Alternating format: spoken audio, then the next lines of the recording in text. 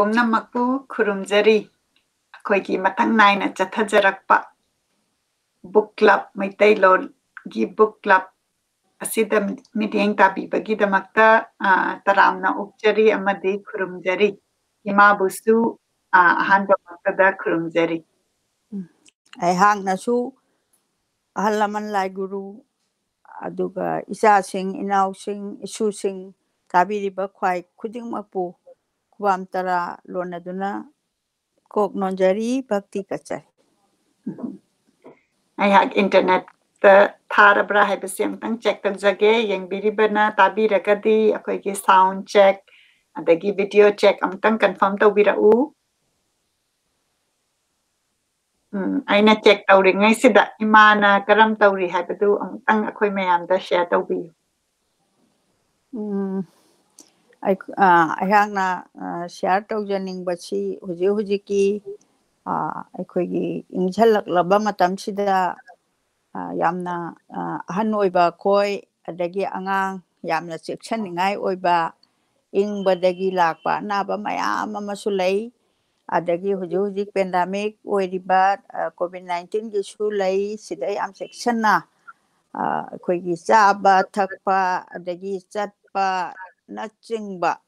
ꯄꯨꯝꯅꯃꯛꯁꯦ ꯑꯩꯈꯣꯏꯅ ꯌꯥꯝꯅ ꯅꯥꯗꯅꯕ ꯑꯉꯥꯡ ꯅꯥꯗꯅꯕ ꯑꯗꯨꯒ ꯑꯍꯟ ꯅꯥꯗꯅꯕ ꯃꯔꯛ ꯑꯩꯈꯣꯏ ꯊꯕꯛ ꯏꯪꯈꯥꯡ ꯇꯧꯔꯤꯕ ꯄꯨꯝꯅꯃꯛꯁꯨ ꯅꯥꯗ ꯌꯦꯛꯇꯅ ꯂꯩꯅꯅꯕ haidana aina haijari ai isamaksu yamna lumna layu haidana ai hujik yam lumna lejari ing bada yamna yam extreme oiba haitare ngasi ngarangsi aduga mapan thurasu nuksitna hekta humdokpa adumain tawa weather ama Delhi gi weather sina kharasu hena extreme oibra haina daina khajai ꯑꯩꯈꯣꯏꯒꯤ ꯁꯤꯗꯁꯨ ꯏꯪꯕ ꯍꯧꯔꯦ ꯑꯩꯈꯣꯏ snow ꯇꯥꯕ ꯍꯧꯔꯛꯑꯦ ꯑꯗꯨꯒ ꯃꯄꯥꯟ ꯊꯣꯛꯄ ꯈꯣꯠꯄꯁꯤ ꯑꯗꯨꯝ ꯊꯣꯛꯇꯕ ꯌꯥꯗꯕꯅꯤꯅ ꯑꯗꯨꯝꯗꯤ ꯊꯣꯛꯅꯔꯤꯕ ꯑꯗꯨꯗꯤ ꯃꯇꯥꯡ ꯑꯁꯤꯗ ꯏꯃꯥꯗ ꯑꯩ ꯁꯤꯟꯅꯖꯔꯒꯦ ꯉꯁꯤꯒꯤ ꯄ꯭ꯔꯣꯒ꯭ꯔꯥꯝ ꯑꯁꯤꯗ ꯀꯔꯤ ꯀꯔꯤ ꯑꯩꯈꯣꯏꯅ ꯀꯚꯔ ꯇꯧꯒꯅꯤ ꯍꯥꯏꯕꯗꯨ ꯁꯣꯏꯗꯅ ꯃꯌꯥꯝꯗ ꯇꯥꯛꯄꯤꯌꯨ ꯄꯨꯝꯅꯃꯛꯄꯨ ꯈꯣꯏꯔꯝꯖꯔꯕ ꯃꯇꯨꯡꯗ ꯑꯩꯍꯥꯛꯅ ꯑꯍꯥꯟꯕ ꯃꯛꯇꯗ ꯑꯩꯈꯣꯏꯒꯤ ꯗꯤꯁꯦꯝꯕꯔ ꯊꯥꯁꯤꯗ ꯑꯩꯈꯣꯏꯒꯤ ꯅꯨꯄꯤ ꯂꯥꯟꯒꯤ ꯊꯧꯔꯝꯁꯤꯡꯁꯤ ꯑꯩꯈꯣꯏ 12 ꯗꯤꯁꯦꯝꯕꯔꯁꯤ ꯈꯛꯇꯗ ꯅꯠꯇꯅ ꯊꯥ ꯗꯤꯁꯦꯝꯕꯔ ꯂꯣꯏꯗ꯭ꯔꯤꯕ ꯐꯥꯎꯁꯦ ꯃꯁꯤ ꯅꯨꯄꯤ ꯂꯥꯟꯒꯤ ꯑꯗꯨꯒꯨꯝꯕ ꯂꯩꯔꯤꯕ ꯊꯥꯡꯖ ꯁꯦꯇꯔꯗꯦꯒꯤ ꯕꯨꯛ ꯔꯤꯗꯤꯡꯁꯤ ꯑꯩꯈꯣꯏꯒꯤ ꯀꯃꯤꯇꯤ ꯍꯥꯏꯖꯕ ꯇꯥꯔꯦ ꯑꯩꯈꯣꯏꯒꯤ ꯌꯣꯠꯁꯕꯤ ꯃꯈꯣꯡ ꯑꯍꯨꯝꯕꯨ ꯑꯣꯏꯕꯤꯔꯤꯕ ꯁꯄꯣꯔꯠ ꯇꯧꯕꯤꯔꯤꯕ ꯄꯨꯝꯅꯃꯛꯅꯁꯨ ꯑꯩꯈꯣꯏ ꯅꯨꯄꯤ ꯂꯥꯟꯁꯦ 12 ꯗꯤꯁꯦꯝꯕꯔ ꯈꯛꯇꯁꯤꯗ ꯀꯣꯚꯔ ꯇꯧꯕ ꯉꯝꯍꯧꯗꯕ ꯋꯥꯠꯍꯧꯕ ꯁꯩꯔꯦꯡ ꯄꯤꯈꯠꯂꯛꯄꯗ ꯌꯥꯝꯅ ꯐꯖꯕ ꯅꯨꯄꯤꯒꯤ ꯑꯣꯏꯕ ꯑꯗꯨꯒꯨꯝꯕ ꯅꯨꯄꯤꯗ ꯏꯕ ꯅꯠꯇꯕ ꯌꯥꯝꯅ ꯃꯤꯅꯨꯡꯁꯤꯅ ꯊꯜꯂꯕ ꯁꯩꯔꯦꯡꯁꯤꯡꯁꯦ ꯑꯩꯈꯣꯏꯅ ꯄꯥꯊꯣꯛꯑꯀꯥꯟꯗ ꯗꯤꯁꯦꯝꯕꯔ ꯊꯥꯗ ꯂꯩꯍꯧꯔꯤꯕ ꯊꯥꯡꯖ ꯑꯃ 12 ꯗꯤꯁꯦꯝꯕꯔ ꯑꯃ ꯍꯧꯈ꯭ꯔꯦ ngasi tang 34ni aduga mathang amasu lairi masi punamakse watlhauba aduga ibiba saireng phajaba lairaga so adum bibirakpa adu masigi thoramse sum chathaja si haina khanajaraba matungda ngasi si gi kainosi akhoi program sida thamjari si aina nahan mukta kaino akhoi cover tawba ngamdaba cover tawba ngamdaba habadi matamgi matung ina ado aihakna khara uchagibada muslim mirror dagi ibungo Budhimanta thibiraktana thabiraktana pathokcha khre aduga akhoi kabui nupi sing aduga chingmi haibatare tribe nupi sing gi damakta di nang hodaba aduga khomjanbada su khara macit macha tawba aduna maram oidana ingonda yam su nungaitaba aduna akhoi mi am khakta nate matamduda nupi lan thengnagri se kana jati karamaina tawi haibase khitang uchaningdana ngasi se ahanba maktada aihangna nupi landa kabui nupi sing haiba tentakna ama thamjage masibu ibirakpana A Kamsot na ibirakpani aduga ngasagi sefong sina yamna masa laimagi yamna maruoiba sefong amada phongbiramba masigi si aina hujik pathoksa ba haujarage aduga adugi mathangda aikoina jananeta na ibiramba nupi singi ta oiba hangna nupi se kaya ki matik yamna support tawdana nupi landa sumana lamjinga kanda haiba tare lamjing bado mathak oina thoktraga su plan tawdana aduga mangonda watana dana mayam sina matamduda kari tawhige haiba se mase akhoi aina suma mangda su uchakhre aduna ahanba maktada nupi landa kabui nupi sing haiba se masida thamjage itihasna khangbiba natraga khangbidaba haibagi wakhal chenana hokhiba nate Manipur gi nupi singna hokhiba ihau lising amaga chamapan kunthra mapan gi nupi lan matam adugi senjau paiba karbar wala kharana lamdam asigi maruoiba chinjak chengbu pasin khiduna kaithelda phoseng wan ba phanglak trabada yaroi haiba kholau lauduna matam adugi sarkar gi mayokta Manipuri nupi singna hokhiba ihoni nupi lan haibase kabui singna Manipur gi nupi singi iho asibu tumairi haibadi nupi lan haina khangnai lan asida imphal mayol amasung masigi anakpada lairiba kabui nupi singna su Manipuri nupi ama oina chapchana saruk yaki nupi ama oina chapchana saruk yakraba matungda makhoi bu lamjingbi khiba miyamgi lusingbadi irabotni miyamgi luchingba irabot na kabui nupi singbu lan adu yaw ranabagi damakta karamna hodokadage haibase chap chana khangki mahangna imphal amasung akoibagi kabui khulsingda chatuna nupi singi lakpui kaibang mofal singi maru oibi singdu yamna unaduna akoina bhasan tawdana live asida akoina wari se karmaina phangadage haiduna kabui nupi singi marakta su nupi langi ihobu mai pakna sagatki jananeta na torba thabak yam phajana utle lakpui kaibang haibadi mofal haiba moigina pakhang phal adu laisa phal aduga mofal sumai tawdana chatnaba yam phajaba chatnabini aduga laipaki amadi miyamgi damakta asumba lamjingbu pibirabadi lamdam asigi nupi khudingmak lingjen chap manana lepkhatuna ningthau kayasu pansanu sarkar kayasu lingsanu arhan babudi thengnaba ngami haibase itihaski lamaida mayek lana khanghali lisingama chamapan kunthra mapan gi Manipuri nupi singi iho nupi lan aduda saruk ya khibi kabui nupi singdi loina leikhidre adugu makhoina hinglingaida wari oina liramba sing kaya budi masa masu ehoba singna mayek sengna ningsingnari adugum laba wari singbul kaya dudi hojik phawbadi ekhoi khudingna khangnariba nupi langi thona phabi Manipuri nupi singi wari ni maduda maruoiba thodang lawkhibi kabui nupi singi marakta ka khulongdagi talu ludulu singamlu major khulgi ngaubi namthanlong machin khulgi kalilu na chingbi kayasu ngasi khulsing asida kabui miyamna thoidokna makhoigi thaunabu ningsing nari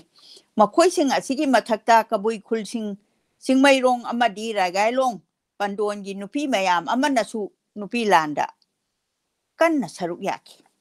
nupi langi thodokta Manipur darbar gi president Mr. Sapu nupi mayamna khwairaman kaithelda koisinba telegram office ta nupi mayam hogduna Mr. Sapu amadi sarkar gi phamnai basingbu puraktuna thambagi thodok aduda Assam Rifle gi sipai singna inabada sipai singi inabaduda sokhiba adugi marakta Major Khulgi ngaubi sokhi bagi wari ahal sina hinglingai da masa makna lirami kabui nupi singna irabot pu asukki matik luna amadi nungsina tawki irabot pu makhoina member hairaga khangnarami irabot nabu hairabadi asumbo oiramgani haibase makhoigi thajanabini haiduna ahal sing aduna hairami haibirami miyamgi luchingba irabot kabui singi marakta maru oina nupi singna yamna yanakiba misak amani miyamgi luchingba irabot na kabui khulda chatlaga nupi lairik tamgadabani haibagi akanba prasarak tawrami maduna luchingduna ka khulongi mathakta pankhiwi chingamlugi macha nupi amaga atopa nupi macha amagana ka khulong khulda kabui nupi gi manungda ihan hana lairik tamba hoki adugi matungda mathang nupi macha kharasu lairik tamnarakhi lisingama chamapan kunthamapan gi nupi gi ehauda kabui khulga maitei lekaiga naknana leiba nupi singna makhoi masel hauna duna punna thokmina bagi wari su ima ibel sing aduna haibirami makhoina hinglingaida lekai aduda leibi maming asumna kaubi adubu kamdauriga dage kamdauri bage haibana chingba kaya su yamna nungsina sonaramba so ekhoina taki matam adugi ihauda kanna saru kyarambi kabui ahal sing aduna maitei nupi singi marakta ngangbam tombagi mama khongnang devi na chingba kaya gi ming toina palami khongnang haise akhoigi nupi landa yamna thokna aphabi singi ming marakta khwaidagi akhoigi maming chatlabi adugumbi nupi amani lisingama chamapan kunthamapan gi nupi langi ho aduna kabui amadi maitei anina punna awaba mayokna duna amadi muslim ima ibel sing puna maksu amata chithajana manipur gi damakta thengnamina khiba ase sahi taret khunta ngai gi matungda ani suba oiramgadra aduga matungda sigumba kayarak lakhiba oisanu haidana somna ibirami lisingama chamapan maudraka nipan December gi sanathong chepongdagi lokthokpa editor gi sumaina cherol asi thambirambani aduga loina na ka khulong kaisam thong mijor khul masida chara baby khergaw dagi mahak masasina muslim nupi singi marakta amani aduga punamak khulsing asidagi senthok tana khoina mingtha punamak thiba khangjadraga su punamak na lingjen amata oidana hairiba akhoigi nupi lan chak tangbadagi thokiba kasturi gi godown thugai khiba nungsel thugai khiba aduga machana thina hairakpa mathangdadi kaino chagemdagi hendoktana khongya phul bhawa chaba phangaroi ka haidana du dagi tholakhiba lanjao ado adugi manungda sara bibi kobi muslim ichininaw ima amasu khergaw dagi mahaksi amna akanba thona leiba nupilan duda mangin tharambi amani aduna mahaksi lising amaga chanipan maudrani thoida poakanda chahi chamaga mari hingami adu hujikti magi masu amakhak magi chada nogda ama leiri haina sumhaina kaino aikhoigi kaino aikhui khomjanjaba amadagi phangjadana ina masu yaujabani asumna jat bijat haiba ka sulaite akhoi amatani akhoi karigumba leipaki ama thabak ama tawrokpa matamda punamak saruk yai haibasi thamjaraba matungda akhoi sawombungi kabui khundagi tombi kabui haiba amasu masigi manungsida akhoi maming lairabi kabui ni amasu sumhaina thambirami asigi matungda loijaraba matungda Jananeta Irabot ki maramdasu kharadang panbikhre mahaki personality hana mahaki wari pajakhre aigi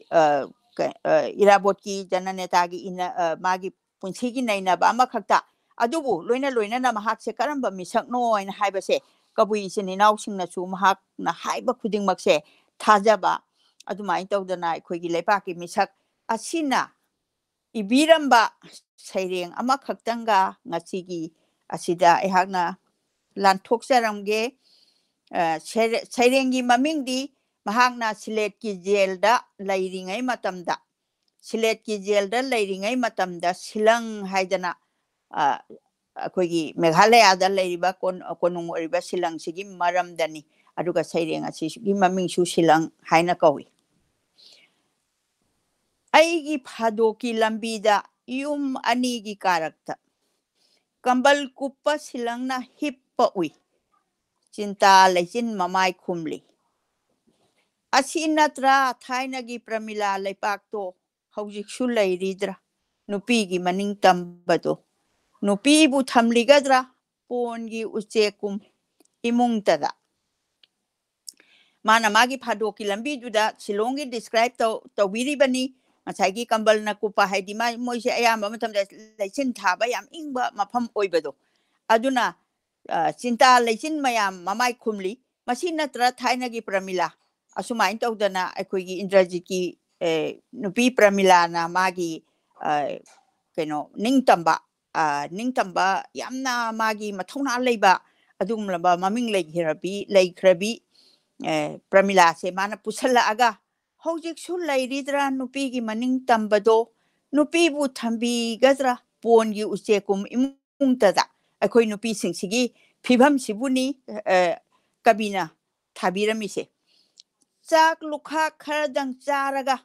minaigum thabak punamak tawrigadra akoi nupi na tawriba thabak singni mana ubirise khajikta soibada misai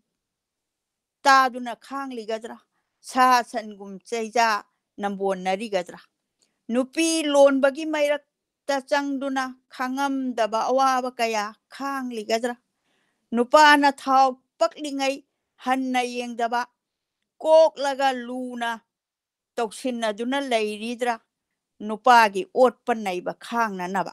saisi yam phajagraba magi saireng-sida chak lukha kharadang charaga haisa akhoi nupi buni mana haibiramise maramdi akhoi se lukha chaw noidi akhoi gi chaba loiraga haiba nate akhoi nupi singsina machana lemakba mapuroibana lemba punamakse yam pamuba aduna akhoi se anauba chak amamuk thidana akhoi se anambana adumaina chaba do akhoi gi hainabi oina leirakpa minaigumna thabak punamak tawridra nupina loinabak imung manung se puba nongan badagi imung manung seng badagi sit badagi tai badagi punamak se akhoi nupi singsina anamba oina nupa sidi yamna nupina adugumba imungi thabaka tawragadi mina mai maming se yamna tongan baga thonbiba idi adha morani nupina haiba illabani madi nupi hairingai yare kan sugumba se yam hingdana leirambadagi makoina yam pangningaga su pangba ngamdaba khajiktan soibada misei taduna khanglidra aidi akoina khitang hek soibadadi yamna akoi mathakta ngangbinaba se yam leiba sa sangum cheija nambonarigadra haidi sa sanda phubadona nupi phuba imungsi ngasi phawba hujik phawba aigi matamda aigi urakpa matamda aina yamna mita ujai yamna phui aduga nupi na makhut hanba khotpa se kaya hanade ada nupi lonbagi mairakta changduna nupi lonbaga sisu hujik ta di khitang bu hanthagrabra adubu akhoigi matamdaga di adagi akhoigi mamangi matamdaga di as nupi se lonbai se yamna yam powerful oikhre khoi nupa singse ano nupi hujik moirang kanglairondagi hona 8 ka 9 ga 10 ga sumai tawdana lonba masigi awaba nupi singsigi khangadaba wakhansingdo Jananeta Irabotna yamna nuksiba maonda pokpado khangamdaba awaba kaya khanglidra idi mana haidoktana mana khangamgadaba mayamdo macha nupa pokte dana khainarimni nupi se macha nupi ngakta poena atopa nupi amamu haira kanda mane makuna luhongba kaya amasu huji hingdana leiri ada nupa na thau paklingai da hanna yengdaba haidi nupa se paisa yam thoga di nupi se adum yaba aduna mana magi yungi nupi duna macha masu yo oga lehoba yam wana aduga man hanna ba wa yengdraga adagi di nupi mana thiriba nupi dugi mayum dudagi mana ahaloi salakpa magi marai chaitharaklaba matamdadi ma se hanagi magi mayum do mu nungsirak tana mana muk kok laga luna toksinna duna leiridra aidi ngasagi mana thau thui ngai matam da di hanna yengdraga thau tholak trakanda madubo khoi maitai kaino da khoi gi praman oina kari hai nupa singche nupi lola kanda ahan oiraga ti adum halakani da nang nupa do kaim khalunu mai sandolo pupai ra kanda halakani adaina haina ba akhoi tarai nupa gi ot pan nei ba khang na ba akhoi nupi na mapam chatpada aina phari gadra mapam da chatpado minai gumna mamal hanba tari gadra karam banungsit nungsa phaba numitta marai bakta gi lachin takhiduna ningthiba minoka loinana ningthiba thaina gi leipak ugaba haina mana yamna nuaitana nupi lan sigi su mana guide tawbira kanda nupi singsigi awaba punamakse mahangna ubiba adugumba sairengni loisenjare saireng aduga magi December 23 sina hanmuki December 23 da ithija khre hanjanjara roi aduga makha chatharak pachina ayhangna nahamuk pajagiba nupi langi RKCS na ibiramba amadagi ayhangna pajagibani adubu internet ki khuthangda nupi lal bu paodamba haidana aikogi Hueiyen Lanpao paper da ibirakpa majai bungo RK Budhimanta asimaga tang ai pathok charamge majai bungo na yamna nungsina mapabungi da maktab panbirakpada yamna nungsiba phongdokpirakpa adugumlaba warengni handak COVID-19 laisatna malem pumba landarakpachida mipung khuding mipai ba poknaringai laisat asibu maithiba pi daba yade haiduna laipakna SOP laukthokduna aikoi punna lanjau asida lanthengngaringai tanja asida ingkumjali singamaga chamapan kuntramapan gi December gi tang 12 da Manipur da thokhiba nupi lal dugi ningsing numit tugi numit adu yauraklabada karamna ningsing thoram pangthoknagadage haina khallingai tha asigi tang mapan gi nungdang wairamda Delhi dagi khanghodana phone ama lai phone adudi atai kana sunate hojik Delhi da lairiba ai isamapuni aina imaibe makaujaba Imphal College da literature da master BA loisalakanda master loiraba matungda oja oiraba amukasu oja oiraga potharabi ima Khomdram Saroj Nalini oirambaduda ayamna thajakhide imaibe makari oirabanu hangjakhi aina imaibe mana handak nupi la numisida aigi YouTube ta larik pa bagi program duda imabu nupi lalgi maramda wareng ama padaba yadre aduda ehakna nacha kari mateng pangjauge hangjabada imaibe mana sumna khumbirai nupi lal memorial complex sangabada phongkhiba souvenir sanakha RKCS na ikhiba wareng adu pathoksage leble atai macha kaya su khomjinjare adubu ibungo khogi pabung na ibikhiba wareng adu leibiragadi ima da thabiraktuna mateng asida di pangbidaba yade paudu tabada thamoida ting launa miludagi pirang ihaurakhi maramdi nupi lal memorial complex asida khinga tawriban ningsing mitam ase khinanaba hotnabada achauba thodang lobikhiba aigi apok pabu ningsing birakpada thamoida penba phawki tasengbadi hek hobadagi asumna ngasi ekoina uriba mitam asigi saktam ase oina nabo hotnabada design taunanabagi thodang lobada aigi apokpada sijanariba matamduda sijanakhiba matamduda amana hai amana tade amana hai pangeta yenabagidagi awaba ama oiki design committee lairagasu concept visual design dusu drawing dudi ipagi koktagi oikhibaduda awaba kaya thengnaki aina hinglingaida laipaki masak thokpa dan amatangdi tawramage khanduna harau yakhibado yetnaba kaya thoraktuna mamai thangda Governor O.N. Srivastavana design ase Governor da ai tawba ngamjararoi haina ai ba che pisanduna khanghalure akon badadi yanaba poraktuna design ase aikoina ngasi uriba saktam ase oikhibani leipang miyam na ngasi di mitam masigi saktambu picture oi na makha kaya da sijinari adubu design tawkiba artistugi ming oina panjarabada aigi apopa RKCS ki ming budi kanamata na khangadre amasung sonadre mitam dubudi lai saba B Bonomali Sharma amasung S Nimai Singhana saruk ani thok na khaidok sa akibani ngasi Nupi Lal complex haina khangnariba complex asi ing kumjali singamaka chamapan Maudramapan gi April gi tang 35 da sanga khiba numit asiga mari leinana seminar souvenir ama phongki souvenir da sub committee singna sanakha di Nupi Lal yawbirakpa mitam sigi design na su obirabanina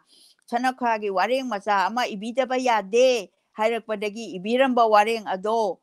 title di Nupi Lal du da agi mot amasung ai haiba wareng adu yamna sangna ibati nate adubu mit makna uhoba lal du da yawruba mamal yamlaba paudam kharadi yawri adubu ikhang khangawdana imaibe ma Saroj Nalini na America da leiriba macha nupi ingudam Monica gi initiative ki makhada YouTube ki channel ama oibiriba thangja khudingi larik paba amasung nainaba book club ki thauramda ipana ibiramba wareng ase chahi kunithoi gi matungda handak Nupi Lal numita pangthorakpada thamoida apenba phaujai thamoidagi khangawdana pigi ira chelaga imaibe mana paba do imung manung punna taba phangjakhi imaibe mana chana khuramjari amasung punsi nungsangna hingbiduna Manipur gi thokhraba puari lai oikraba Manipur gi damakta khanjaduna punsi ka thokpi khraba minglen oina siban naira roidarba saknairaba ai bakayana iramba larik wareng kaya bu YouTube ki khuthangda male masida lairiba Manipur macha singbu na hona na khanghalam lage amasung horakliba mirol singda larik kaya bu pabi duna khanghandaba ya de haina lokhat lakliba thaudang asi yamna chawi punsigi sandhya oirapa matam masagi sahi humudra mari suraba imaibe mana lawriba thaudang asigumba atai ahal oiraba kaya su wari watai saba makoidagi aikoina khanghoba yaba kaya wari mathang record tawduna thamauba haibasisu aikoigi tungi mirol da mamal yamlaba archive ki machak oheugadoribani handak chahi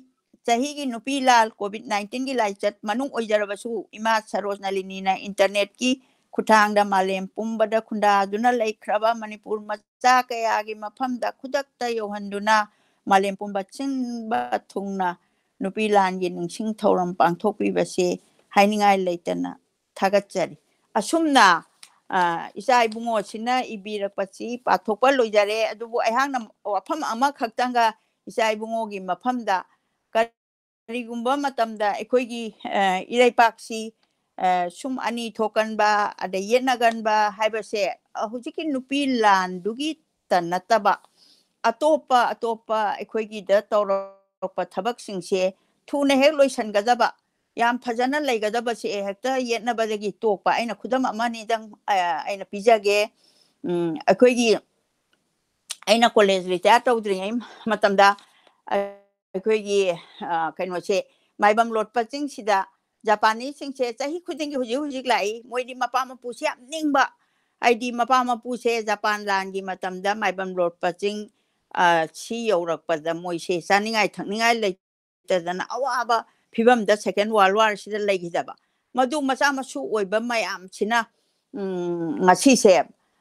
chahi khudingi Japanese laktana maibam lotpa ching sida leikatpa no maso aisu on the way ai yauja ba phangjaki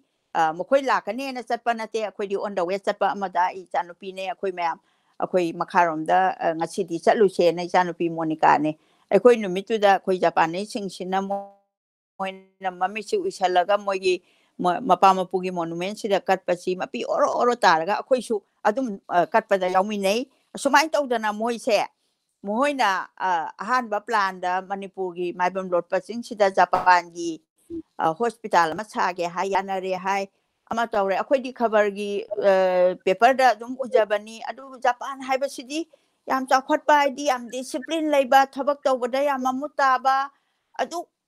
chaw raba Hiroshima Nagasaki gi atom bomb gi marak tu da ngasi moina chawkhatliba punamakse sina akhoi gi hospital am sabira di ena akhoi punama harau dana leiringai sida akhoi huji hospital do adu mietna badagi satra ba male kaidoraba no dum khangkhidre adagi karigumba ama yam chawkhatpa kainoma tawre hairaga so akhoi se ani hakta thokpa amasu adu ani adahi ani tungadi karang sekai haiba kaino akhoi gi maitei gi pawro do aduna maram oidana he kaibadu huji phawa dum lai su loina hainara aba sibauda dum chana bido dum leibadongna tawi ado ai isamaki motadi afaba thabak tawbadadi khoi myam punamak changaga sogat minaba adagi hengat minaba si pamjai ado aina di loina semdokpa ngamude ichai bungo gi mafamda ehangna asugumlaba yamna nungai taba tawbirunu ipana tawramba thabak architect design yaudana drawing yaudana kanana statue sagani haibisi masan adum tarabani mutpa naira roidaba lengba naira roidaba adumlaba Nupi Lal gi khubamni haibisi thamjaraga ai loisanjage punamaki mafamda mukhuramjari yamna nungaijare imana koigi last week ta Nupi Lal gi honor tauba gi du loirakpada akoina akoigi Manipuri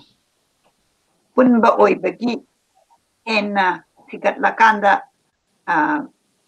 cover tauba haibadi maitai gi maming khaktang nataba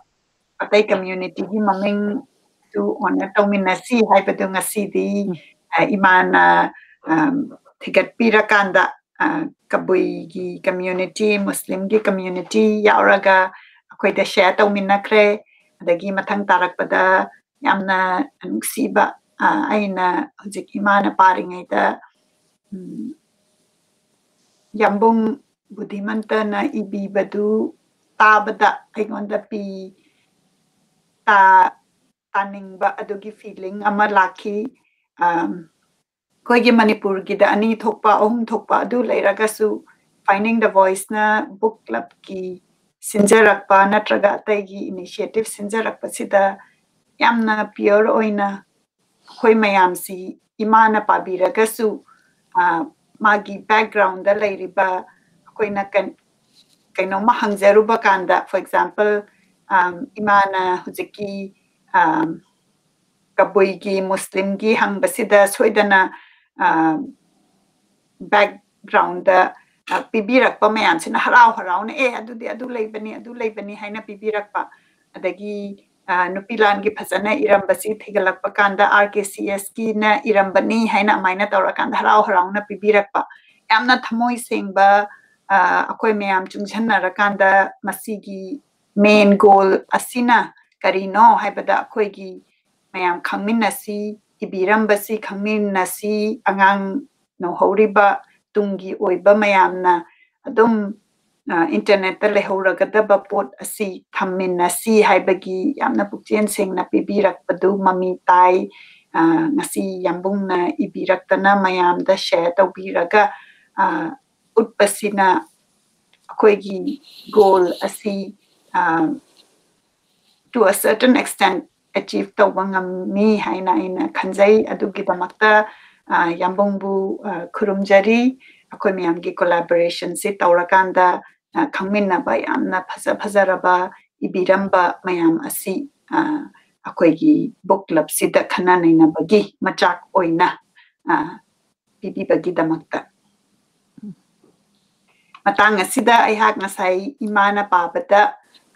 photo singsi share di tawzaki adubu akoi minute ama ani kaithokminaraga ai photo si khatang zoom in tawzarake akoi mayam honor tawminasi akoi gi damakta fight tawbikiba Kabuigi community dagi, Muslim gi community dagi yauraga taubiramba ima singbu khuraminasi haina ai haizage aduga imana mathang tabadasu share taubikre Jananeta Hijam na ibiramba poem Shillong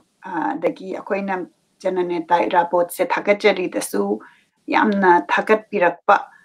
personality oi bana koina hanna naina basida amuka hena magi maramda khangba oi aduga nupi si amna saukat lamba nupi gi larik tam halli kaina hujik aina aham bataja bani kaboi khunda chatla kanda nupi larik tam hallu kaina mana initiate to ki ba yamna matam dugi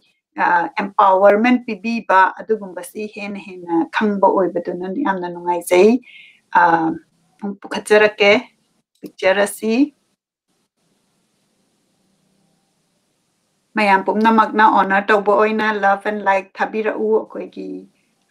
hujik laikhidraga su ima iben mayam sina chongthokpidana akoigi nupi lal gi matam duda chongthokpiramdana akoigi ni haina kanbirambagi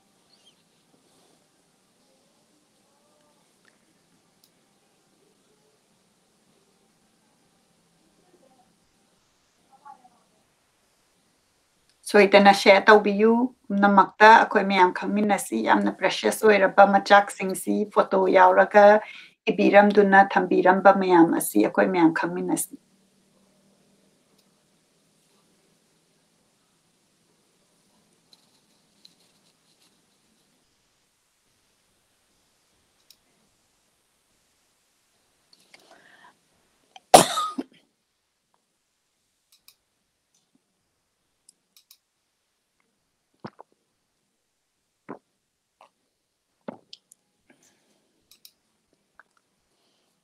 sina imana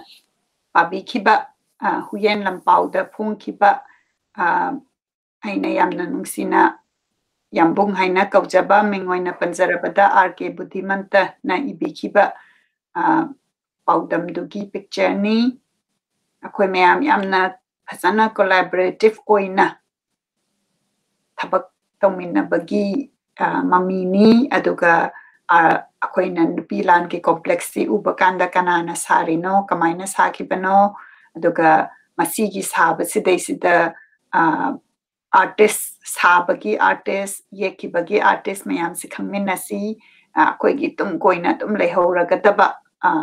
statue ni akoi mayam chatlaga yamna proudly khurumminaraga picture lauraga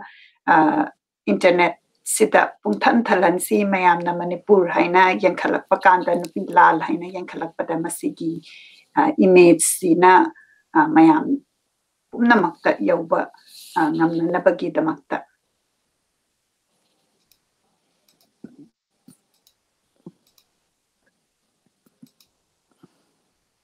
pukhatsari Jananeta Hijam Irabot ki picture ama akoi mayam khurumminasi yamna phasaba ngasagi imana pabikiba Shillong hairiba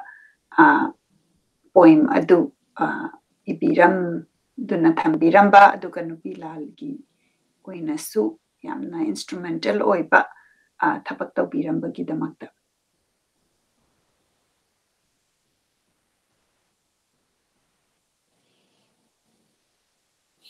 matang asida aihakna masi last week tasu share tawzakhibani ruprak ki Nupi Lal ningsing numit na lakpada haiba isai asi amuka taminasi aiha pukhatsarake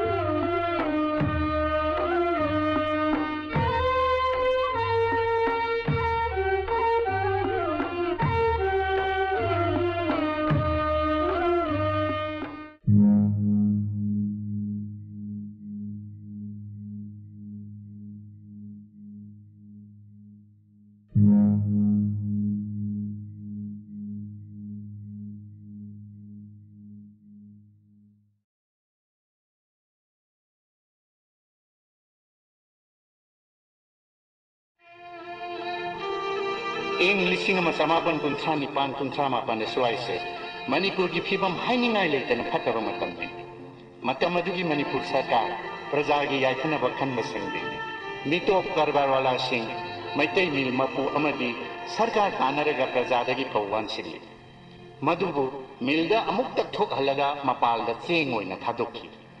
maram asidagi Manipur da cheng kina phanglaktabadagi praja sing saningai leitaduna hainingai leitana wanaki nupi mayam song thoratuna toljogi mil kasturi godam thuari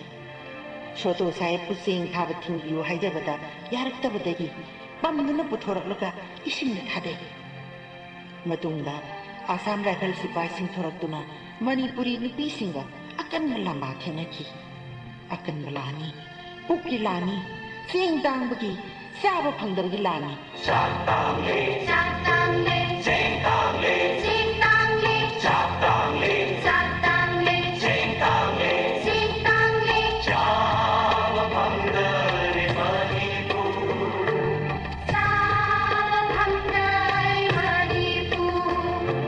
Manipur the Thompa, Manipur the Ching, Loina Mapan Thakare. Chatang Bathogle Vatapadavi Manipur Udampi Phantai Macha Masu Singhu Ijapi Khamandare Chatang le, sing tang le, sing tang le, chatang le, sing tang le, sing tang le.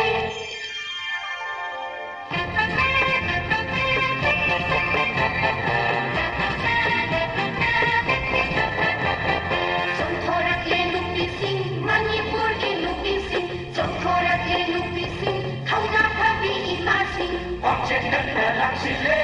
quangchen na sentin le, kutum sing na tong le, makasing na thorak le lan, nupi lan. Cheng tak pating le, cheng ta pating le, sangi kon thu gai le, kan het ta le le. Thorak le lan, nupi lan.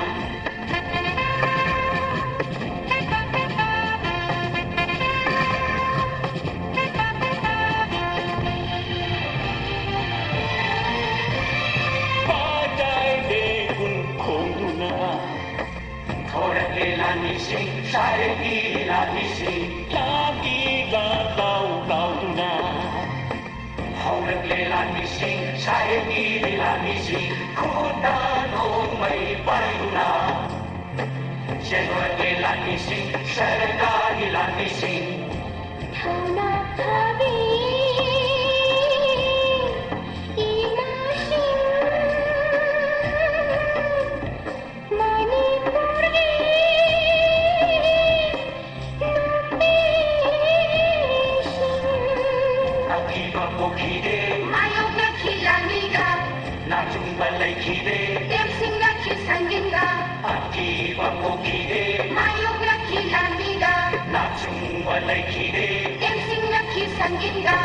Thorak le lan, nupi lan. Thorak le lan, nupi lan. Thorak le lan, nupi lan.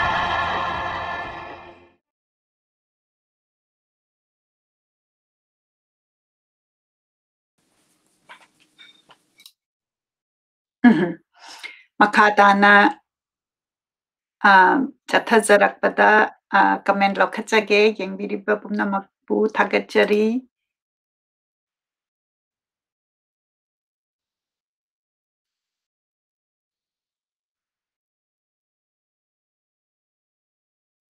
imasi pukacharake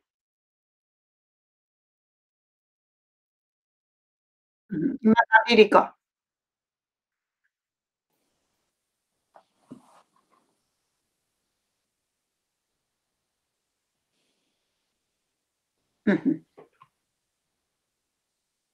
yamna nungsiba isay asi taminaraba matungda akoy mayam comment lokacharaga interaction kajiktang tawminasi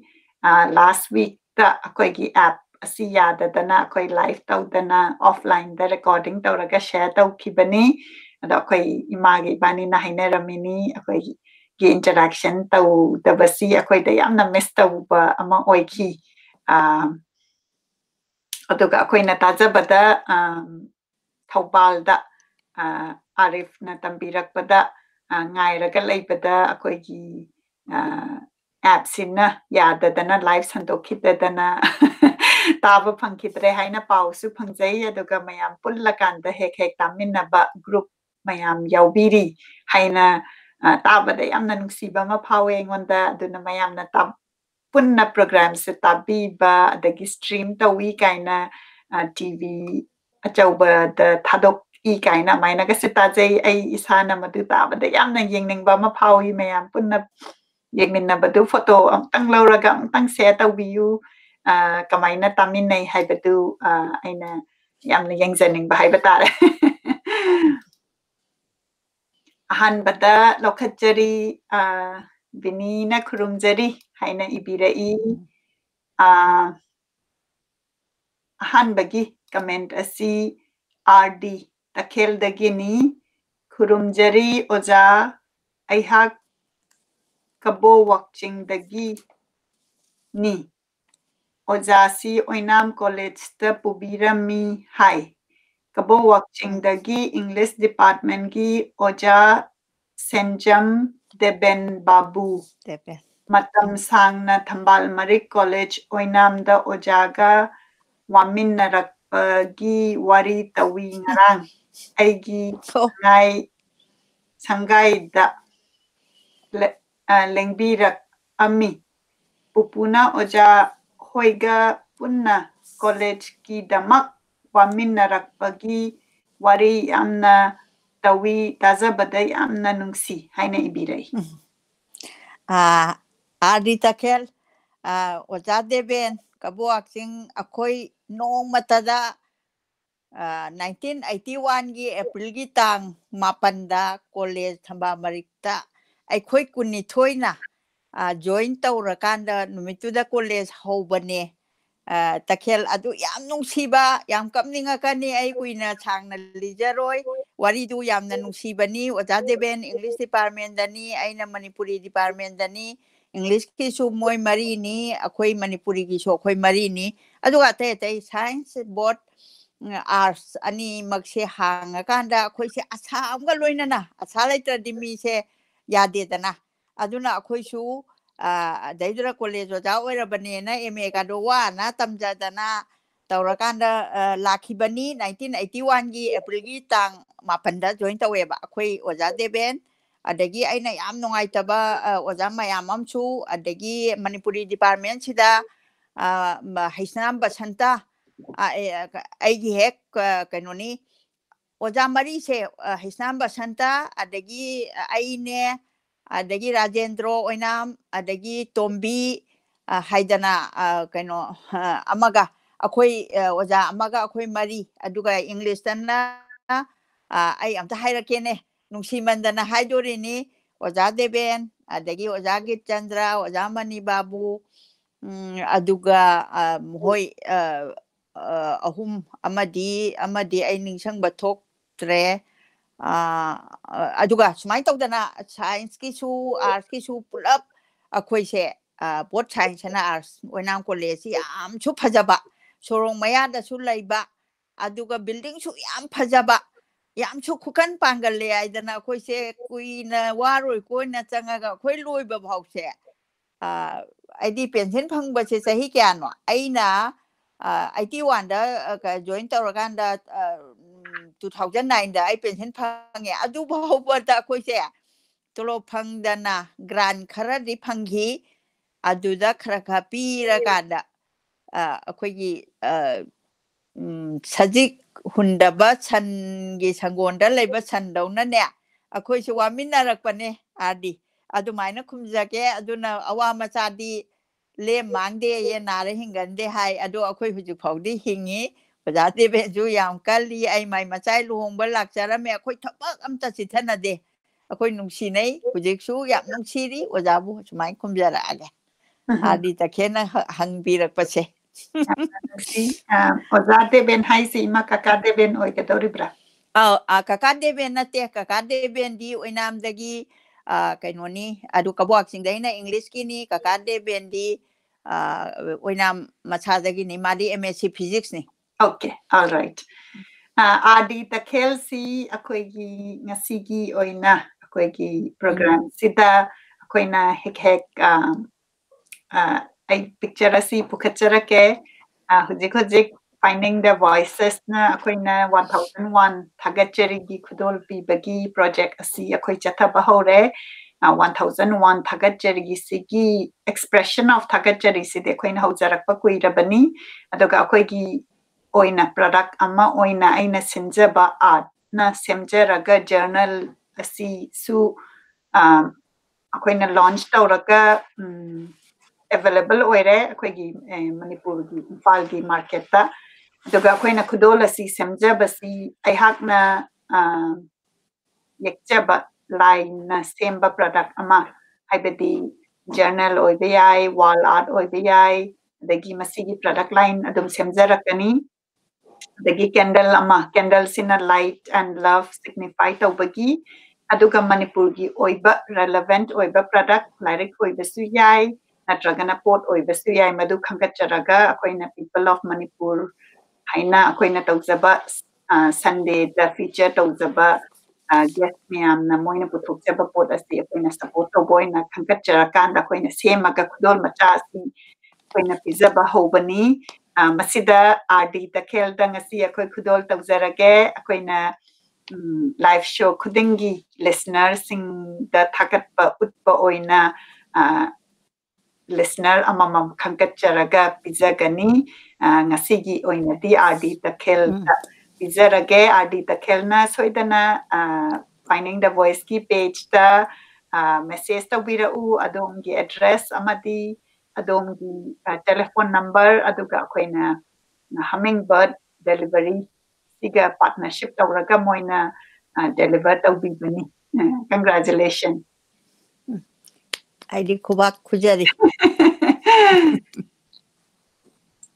matang tarakpada lokachage NK thokjomna yamna nungaiba topic ni watching from Lakhipur Kasar Assam haina irai yamna nungsi akhoi gi Assam gi chine naw me amna tabi bagi damakta Kavi Samir na ibirai good evening madam and finding the voices haina ibirai Dagi makata na ibirai RD takhel na aduga Facebook ta asumna literature gi program tawi tabada yamna thagati Oja Saroj loina bada yamna phai nungai haina tambirami haina ibirai Khagachari Kumar longjamna ibirai nice haina Hamom Pramut na ibirai khurumjari ima itihas ki tankak amani aikoina kaidongnung da su kauba ngamloi haina ibirai aikoina khananai na kriba Nupi Lal gi tankak asibuni Sashikanta Hidang Mayum na ibirai pumna makpu kurumjari hai na ibirai Suresh Kundongbam na ibirai nice yamna phajai oja hai na ibirai Langlen Thoibi Chanu na ibirai yamna nungaijai oja aikoina phanglaroidaba kaya pibiduna tahan bibagi damak Monica bu su thagachari haise akoina masida hanna e amuk haizage sagi akoi na show sida imaga aigagi mai si utlaga puthok piraga su masida sida khomjan bada mateng pangbirakpa sagi akoi imana panbiki bada RKCS ki journal adagi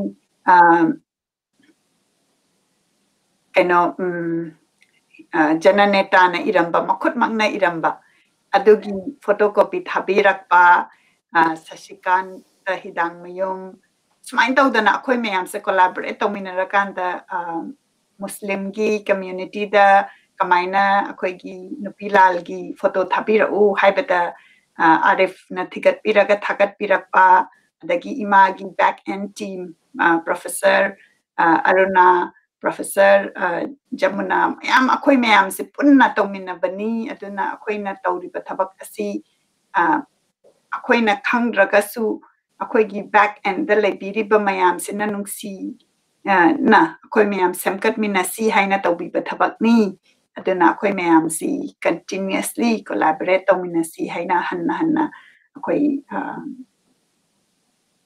request tawzari mayam busu aina akhoi na kenoma watpa kanda masima pami haibada yamna thamoi sengna bibirakpagi damakta thagatpa phungdokjari Suresh Kundongbamna ibirai ikai khumnaba uchari oja Moirangthem Nagendra na ibirai watching from Rims Lampel Pat Imphal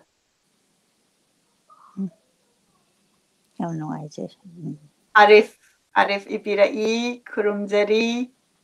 imabu ishorna thabirak panglabamani amagumbani haina ibirai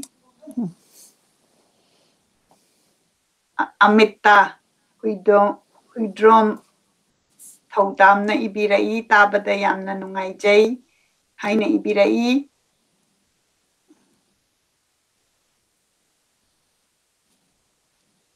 Bhutandagi akoi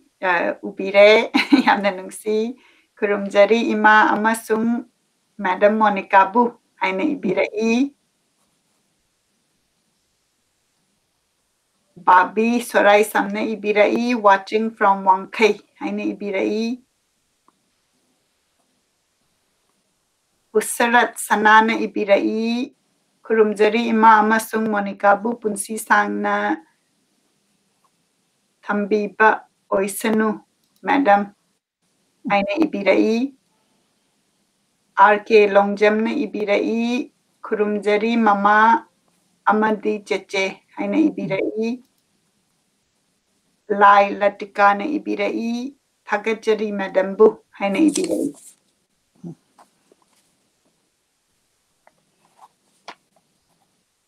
Nanthoi okramna ibirai ayak tapna pazarake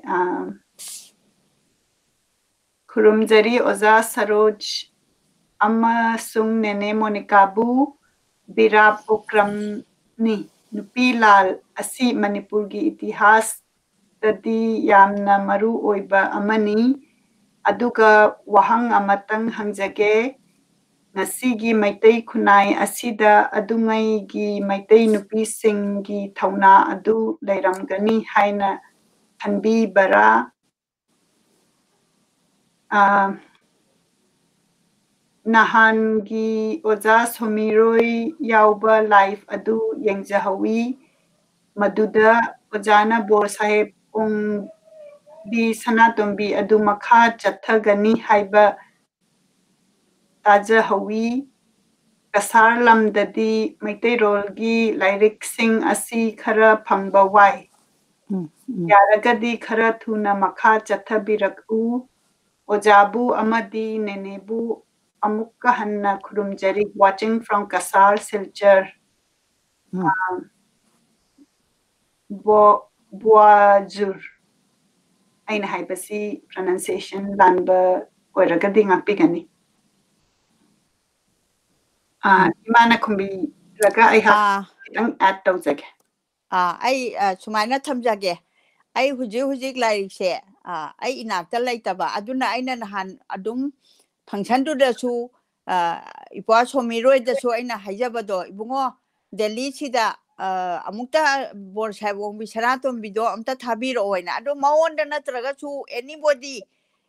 aigi address he ai pijarake aduga si yaunabadati amta thabiro ai adum makha chathaba oina nungtigi akoigi thangjagi pabase masi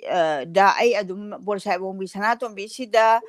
mayamna pambiri si magi si wari tu da natana syllabus ta su yauri hajariba aduna aina adu khanga kanda bot tabining ba oraga su ai adum makha chathajarake tawbadabu tabiri ba punamaki mafamda aiga khitang naknaba oiragadi naknaba haibadi india gi manungdadi manipur dai tharakpo orsu yam thuna adum phange aduga Delhi sidadi adu yam thuna laitabagi awaba ama laiba masi haijaraga aina tabiriba punamaki mafamda bor sai umbi sanatom bi se lairagadi ai mafam sida thabiro aduga ai haye muki thangjadagi adum ai adum hauna matam je adum ai chapter amamamta oraga su yam kanna khambathobi ipiktu natabanina aingonda yam kanna wadana natraga kano tokdana padaba nate hajariba ai larik se saisida laitabagini ado laik se amta phanghanbina ba mapudagi natraga su atopadagi adagi ibungo ibema dugi huji copy laitaba oiramgani kasadagi watching tawbiri haise ada manipur dagi tabiri ba akogi ibungo chingko adudagi su adum manipur dagi am line phange bor saibong bisana tombi se aduna adum tangdi phanghanbiu haina ai khumjage aduga ai adum miyam gi sebado ai tawjage matang sida I had sagi birap na pambirak pada Princess and the Political Agent, translated by L. Somiroy Hanana Imasi Binodini na ibiramba bo sahib bisanatom bigi akoy na book club reading, sharing, interaction ama sinza bani asigi event asi loijakre I had tang ucharake event sing si akoy na interaction gi silak pakanda akoy na live akoy na thadok jade akoy na video conference ama oy na sinzera kanda tawtabani masida akoy na events di Facebook page ta thagarak pakanda response di amna phangakanda akoy na participants si response pangbadudagi khara watki aduna ihang na masigi khudong chaba si lauraga untang clarify tawjage akoy na events si semak pakanda mayam na di live oy na thadorakani na expect tawba ado masi akoy na interaction si yawbani na akoy na offline oy na video conference meet ama sinza bani aduna masida participate tawninga gadi akoy na email thabira aga akoy na adugi meeting invite to the hapjabani ado masigi event asi loikre yamna nungai ba event ama oikre akoy na interact tawba phangba akoy na writer siga aduga akoy na hangba question asi hangkre ado masi soidana ayak na amok akoy na recorded versions di thadok charakani aduga ihang na singdok chabasina mathangi tungda akoy na amok smaina interaction session se yamna nungai kibadu oibana adum sinzerake haina akoy nijay masigi silak pakan sida mayamna yawbininga gadi adongi email asi akoy ki message ta tawraga akoy na event sida invite tawba sida thazarake haina aduma clarify tawja hoge aduga akoy na akoy gi event si yengbi bakanda hujik masima di loikre loikhraga akhoi event sida changbiragadi mathangi events se masina January ki tarik 9 da goal setting workshop si lei masi ki event asi ayakna mayam ki damakta high achiever gi workshop oina thamjabani adomna masida yawbiningagadi masiso akoina live oina thadok charoi kaigino hairaga akoina masida tawjagadori bathabak asidi yamna puning chingsallaga akoina chahi 2021 sida kari goal set tawgani haibage adugumba workshop ni yawbining ba yawragadi soitana welcome adubu adomgi email adu thabirau akoigi message ta aduga akoina event asida invite tawbada soitana yawjarake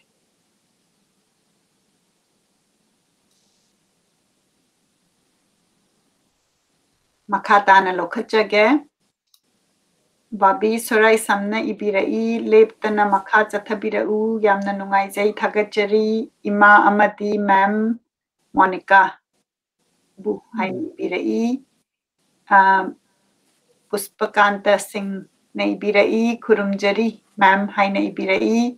Hayengi People of Manipur Si Puspakanta Singh Asia Koina Ngaiduna Lezare Soidana tabiri babumna maksu tunin tawbirau koigi Manipur gi yamna huzik wanaraba drug chabagi drug chabasida kamaina rehab tawraga phagani adugumbagi wari sagadaba topic ni aduna soidana akoi mayamna samina basida yawbiraknabagi damakta invite tawzari hayengi live session da Surbina salamna ibirai kurumjari oja amadi cheche akoina khangdaba mayam ama khanghanbi ba asigi damakta thagachari haina ibirai sanaton sanasamna ibirai God bless all haina ibirai mukti sha KH na ibirai afaba samas ama oibada adongi thaudang yamna lay haina ibirai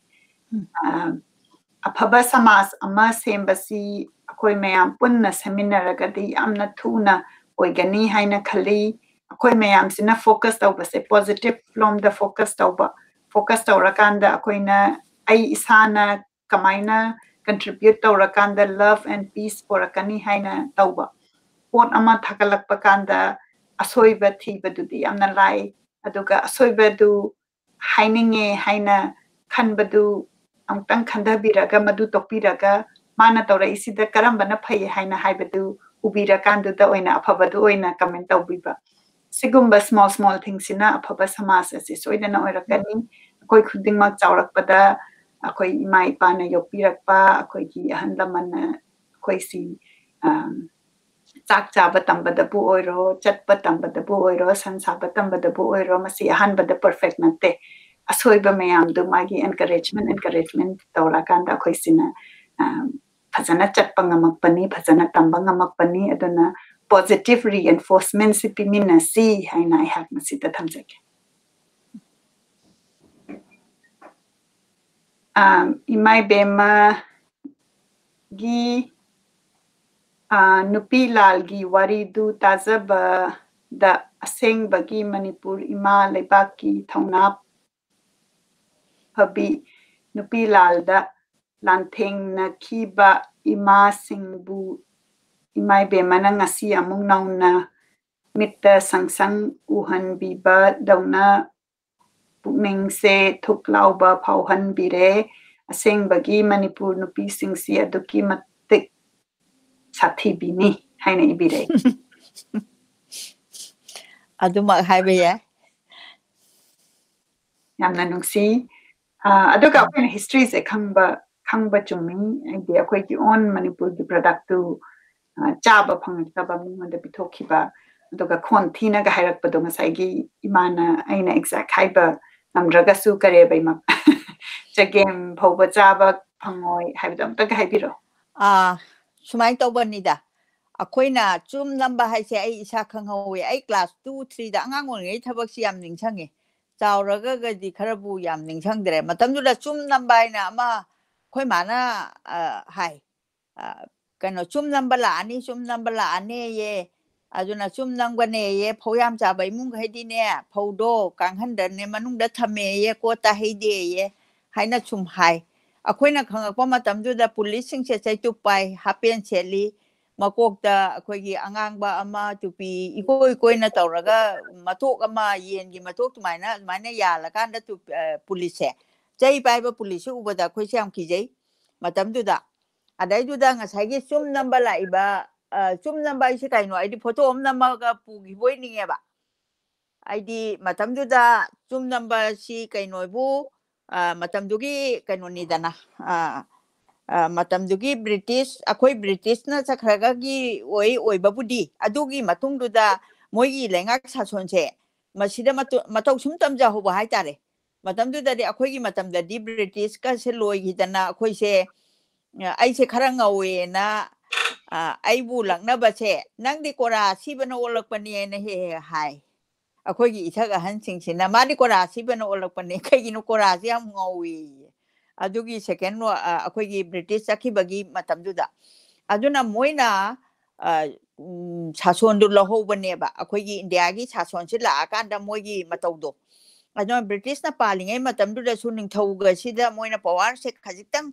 ꯄꯤꯕ ꯅꯤꯡꯊꯧꯁꯤꯗ ꯃꯣꯏ ꯇꯧꯏꯁꯦ ꯅꯪꯒꯤꯗꯤ ꯁꯤ ꯑꯣꯏꯌꯨ ꯅꯪꯒꯤꯅ ꯑꯗꯨ ꯑꯣꯏꯌꯨꯅ ꯑꯗꯣ ꯃꯦꯟ ꯄꯋꯥꯔꯗꯤ ꯃꯣꯏꯅ ꯄꯥꯏꯔꯀꯥꯟꯗ ꯑꯩꯈꯣꯏꯒꯤ ꯄꯣꯠꯊꯣꯛ ꯆꯥꯊꯣꯛꯁꯤꯡꯁꯦ ꯃꯇꯝꯗꯨꯗ ꯑꯩꯈꯣꯏ ꯃꯤꯁꯨ ꯌꯥꯝꯃꯝꯗꯦ ꯑꯗꯨꯒ ꯃꯔꯥꯡ ꯀꯥꯏꯅ ꯆꯥꯏꯌꯦꯕ ꯆꯥꯕꯖꯥꯠꯅꯤ ꯑꯩ ꯈꯪꯍꯧꯕ ꯅꯠꯇ꯭ꯔꯒꯁꯨ ꯑꯩꯅ ꯑꯩꯈꯣꯏꯒꯤ ꯑꯉꯥꯡ ꯑꯣꯏꯔꯤꯉꯩꯒꯤ ꯃꯇꯝꯗꯨꯗ ꯃꯅꯝ ꯅꯝꯃꯤꯕ ꯋꯥꯔꯤ ꯉꯥꯛꯇꯅꯤ ꯑꯗꯨꯅ ꯃꯣꯏꯔꯥꯡꯐꯧ ꯑꯗꯒꯤ ꯑꯩꯈꯣꯏꯒꯤ ꯍꯧꯖꯤꯛ ꯐꯧ ꯌꯥꯝ ꯆꯥꯛ ꯌꯥꯝ ꯊꯣꯛꯄꯒꯤ ꯃꯔꯨ ꯃꯔꯥꯡ ꯑꯝꯇ ꯂꯩꯇꯦ ꯑꯩꯈꯣꯏꯗꯤ ꯊꯥ 3 ꯁꯤꯗ ꯀꯨꯝ ꯑꯃꯒꯤ ꯐꯧꯁꯦ ꯌꯥꯝ ꯀꯨꯏꯅ ꯆꯪꯕꯅꯦꯕ ꯑꯩꯈꯣꯏꯒꯤ ꯐꯧ ꯄ꯭ꯔꯗꯛꯁꯦ ꯍꯥꯏꯕꯗꯤ ꯃꯣꯏꯔꯥꯡ ꯐꯧ ꯍꯥꯏꯔꯣ ꯑꯗꯒꯤ ꯆꯪꯂꯩ ꯍꯥꯏꯔꯣ ꯑꯗꯒꯤ ꯐꯧꯔꯦꯟ ꯃꯨꯕꯤ ꯍꯥꯏꯔꯣ ꯑꯩꯈꯣꯏꯒꯤ ꯇꯣꯉꯥꯟꯕ ꯃꯍꯥꯎ ꯂꯩꯕ ꯐꯧꯁꯦ ꯃꯁꯤ ꯑꯩꯈꯣꯏꯁꯦ ꯃꯇꯝꯗꯨꯗ ꯃꯣꯏꯔꯥꯡ ꯐꯧ ꯅꯠꯇꯅ ꯑꯇꯩ ꯆꯪꯂꯩꯒꯨꯝꯕꯒꯗꯤ ꯑꯝꯇ ꯎꯗ꯭ꯔꯦꯕ ꯀꯩꯒꯤꯅꯣꯗ ꯃꯣꯏꯅ ꯃꯗꯨ ꯍꯥꯎꯋꯦ ꯈꯪꯗꯅꯅꯦ ꯃꯣꯏꯒꯤ ꯂꯣꯏꯅꯃꯛ ꯑꯣꯏꯔꯦ ꯑꯗꯨꯒ ꯃꯣꯏꯅ ꯃꯗꯨ ꯀꯁꯇꯨꯔꯤꯒꯤ ꯀꯩꯅꯣꯁꯤꯗ ꯄꯩꯁꯜꯂꯦ ꯃꯇꯝꯗꯨꯗ ꯅꯨꯄꯤ ꯂꯥꯟ ꯊꯣꯛꯈ꯭ꯔꯤꯕꯒꯤ ꯋꯥꯔꯤꯁꯤꯗ ꯑꯃꯨꯛ ꯍꯥꯏꯒꯠꯂꯛꯑꯀꯥꯟꯗ ꯑꯩꯅ ꯊꯝꯖꯔꯤꯁꯦ ꯑꯗꯨꯒ ꯃꯣꯏꯅ ꯀꯩꯅꯣꯅꯤ ꯃꯌꯥꯡ ꯀꯔꯕꯥꯔ ꯋꯥꯂꯥꯁꯦ ꯕ꯭ꯔꯤꯇꯤꯁ ꯅꯠꯇꯦꯀꯣ ꯑꯗꯣ ꯕ꯭ꯔꯤꯇꯤꯁꯅꯦ ꯅꯤꯡꯊꯧꯅꯦ ꯑꯗꯒꯤ ꯃꯣꯏ ꯄꯩꯁꯥ ꯄꯥꯏꯕ ꯀꯥꯡꯕꯨꯁꯤꯡꯁꯤꯅ ꯂꯣꯏꯔꯀꯥꯟꯗ ꯉꯁꯥꯏꯒꯤ ꯆꯨꯝ ꯅꯝꯃꯀꯥꯟꯗ ꯐꯧ ꯑꯍꯦꯟꯕꯁꯦ ꯄꯨꯈꯠꯈ꯭ꯔꯦꯕ ꯃꯣꯏꯅ ꯐꯤꯌꯔ ꯄ꯭ꯔꯥꯏꯁ ꯁꯣꯞꯇ ꯄꯤꯔꯝꯃꯒ ꯃꯤ ꯑꯃꯗ ꯐꯧꯕꯣꯠ 19 ꯄꯥꯏꯌꯦꯕ ꯐꯧꯕꯣꯠ 19ꯁꯤ ꯀꯔꯤꯅꯣꯕꯨ ꯃꯤ ꯑꯃꯅꯗꯤ ꯐꯧꯕꯣꯠ 19ꯗꯤ ꯆꯥꯕ ꯉꯝꯕ ꯅꯠꯇꯦ ꯉꯥ ꯊꯨꯝꯒ ꯀꯩꯒ ꯃꯇꯝꯗꯨꯗ ꯊꯕꯛ ꯏꯪꯈꯥꯡ ꯇꯧꯕ ꯃꯤ ꯃꯁꯤꯡ ꯌꯥꯝꯗꯕꯅꯤꯅ ꯑꯗꯨꯅ ꯃꯇꯝꯗꯨꯗ ꯐꯧꯕꯣꯠ 19 ꯍꯥꯏꯕꯁꯦ ꯃꯤ ꯑꯃꯒꯤ ꯉꯥ ꯊꯨꯝ ꯃꯥꯒꯤ ꯃꯦꯟꯇꯦꯅꯦꯟꯁ ꯂꯣꯏꯅꯃꯛ ꯊꯥꯔꯀꯥꯟꯗ 23ꯁꯤ ꯊꯅꯝꯃꯦꯕ ꯑꯩꯗꯤ 23 5 60ꯅꯤ ꯃꯤ ꯑꯃꯅ ꯁꯄꯣꯁ ꯐꯧꯕꯣꯠ 100 ꯍꯥꯞꯄꯦꯅ ꯈꯜꯂꯣ 150 ꯍꯥꯞꯄꯦꯅ ꯈꯜꯂꯣ ꯑꯍꯦꯟꯕ ꯂꯣꯏ ꯄꯨꯈꯤꯗꯣꯏꯅꯦꯕ ꯑꯗꯨꯒꯤ ꯐꯧꯁꯤꯡꯗꯣ ꯀꯗꯥꯏꯗ ꯊꯝꯒꯦꯅ ꯍꯥꯏꯕꯕꯨ ꯃꯤꯜꯁꯤꯡꯁꯤꯗ ꯇꯛꯑꯦꯕ ꯃꯤꯜꯁꯤ 6-7 ꯂꯩ ꯉꯁꯥꯏꯒꯤ ꯑꯩꯈꯣꯏꯅ ꯊꯥꯡꯖꯝꯕꯣꯟꯒ ꯍꯥꯏꯔꯤꯁꯦ ꯍꯧꯖꯤꯛ ꯐꯥꯎ ꯃꯃꯤꯡ ꯆꯠꯄꯅꯤ ꯊꯥꯡꯖꯝꯕꯣꯟꯗ ꯃꯤꯜ ꯑꯃ ꯂꯩꯅꯤ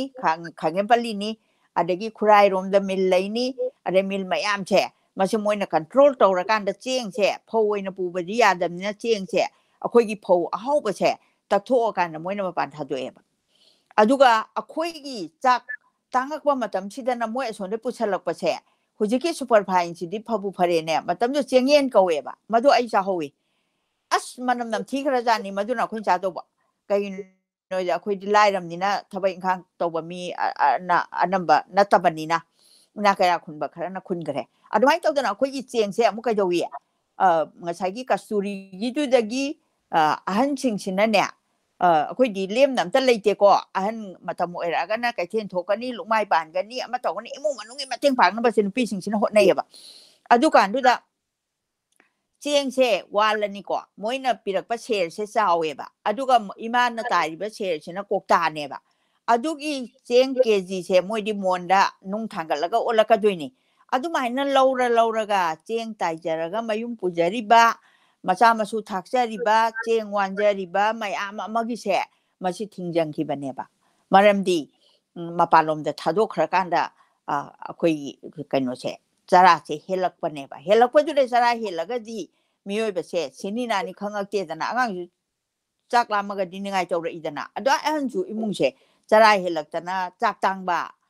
degi marian phula chaba haikak chaba haikak aidi kaino do loktak nga piri ba haikak aina tingkhang pan ba se masi phutlaga khokto oga nda madu chak ta yalaga chaba ise masi akhoi na mai chara abaneba ado akhoi cheng se phangaktra kan sida di ahan sing sina cheng tai ra kan da khitang chendong phangbu su phangdre na adu dagi di moi se khomjal la kan da Jananeta Irabot sina chu loina uba magi adu yamba property thadok tana ma se kaino miro loina leigrim neba mayam sigi mateng pangning dana praja gi mateng pangning dana aduna kamai to gebu mana mastermind chu oi ra kan da ngasagi laisang kula bidu ka hariba adagi macing tonga ba adugumlaba kaino gomengi thabak tawrame thadok adoiba moina masidadi akhoi thabak tawningdre na adumai tawraga nupi sing sigi nupi lanche ahan bada noina kasuri gi che hairuso ai nupi myam khomjale akhoi bedore leiriba tariba khun mayam gi akhoi gi ngasai aina pathok sakriba ka khulong adagi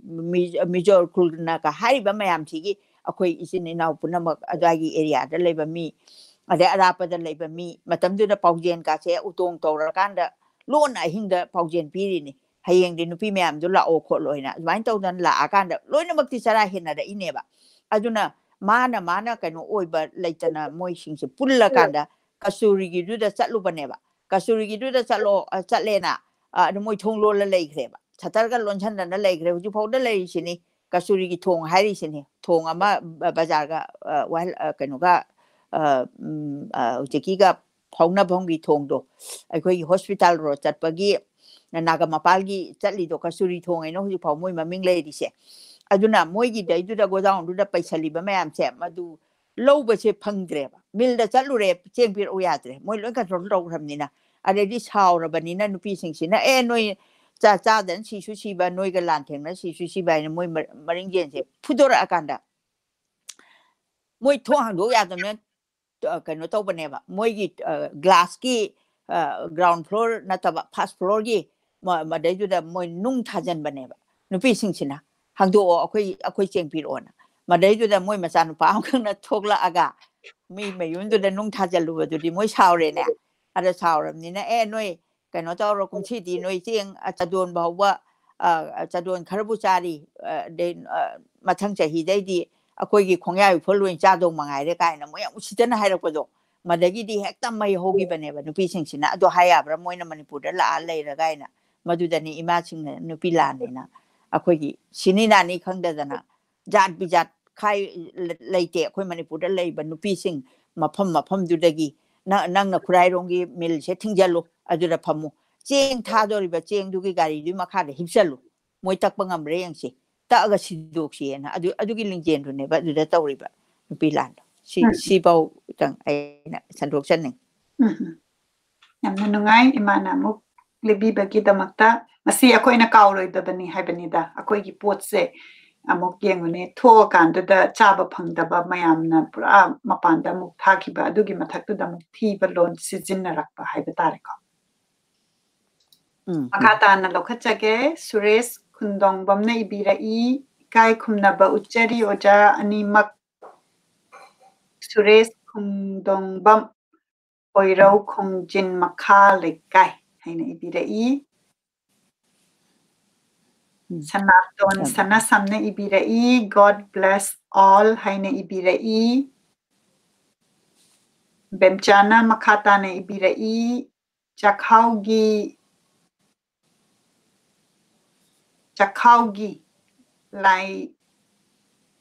laini ga haiba wahai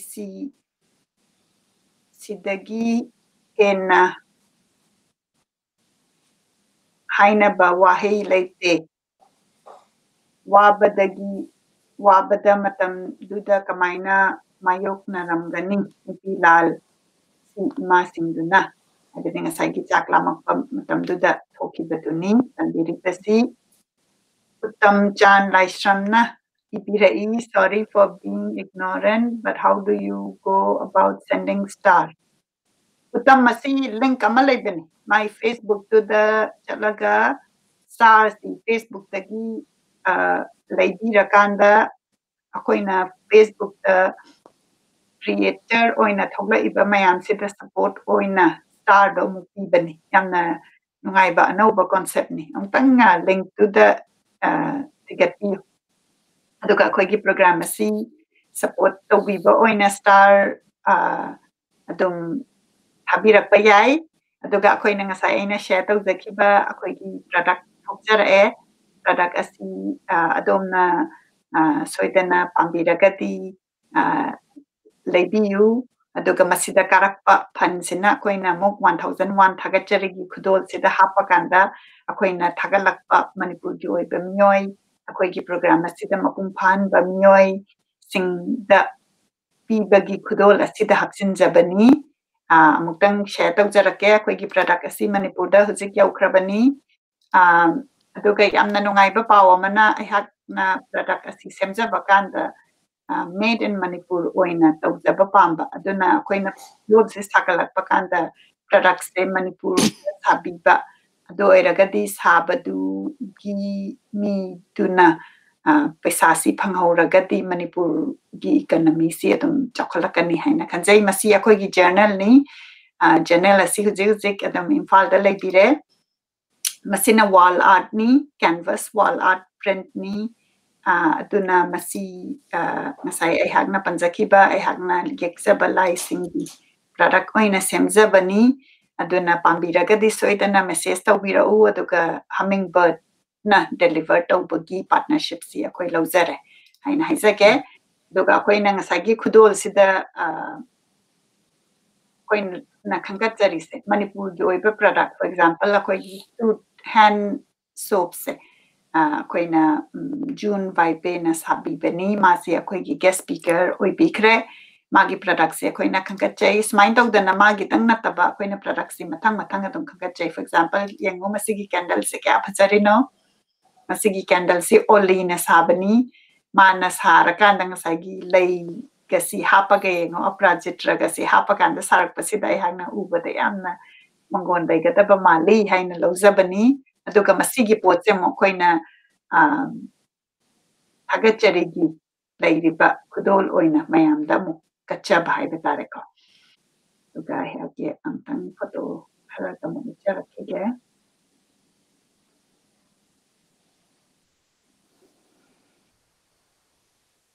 deki koina ngasagi relevant oiba book koina binodini the princess and the political agency so mo khangat khre koina gift ki hapada dum yaubi ki ba adagi maira food khangat khre koina adagi candle masida different maker hai batare mainam gi candle adagi sophia gi candles mai tau dana koina manipur gi oiba products sing si koina amok support tau jaraga thazaba khudol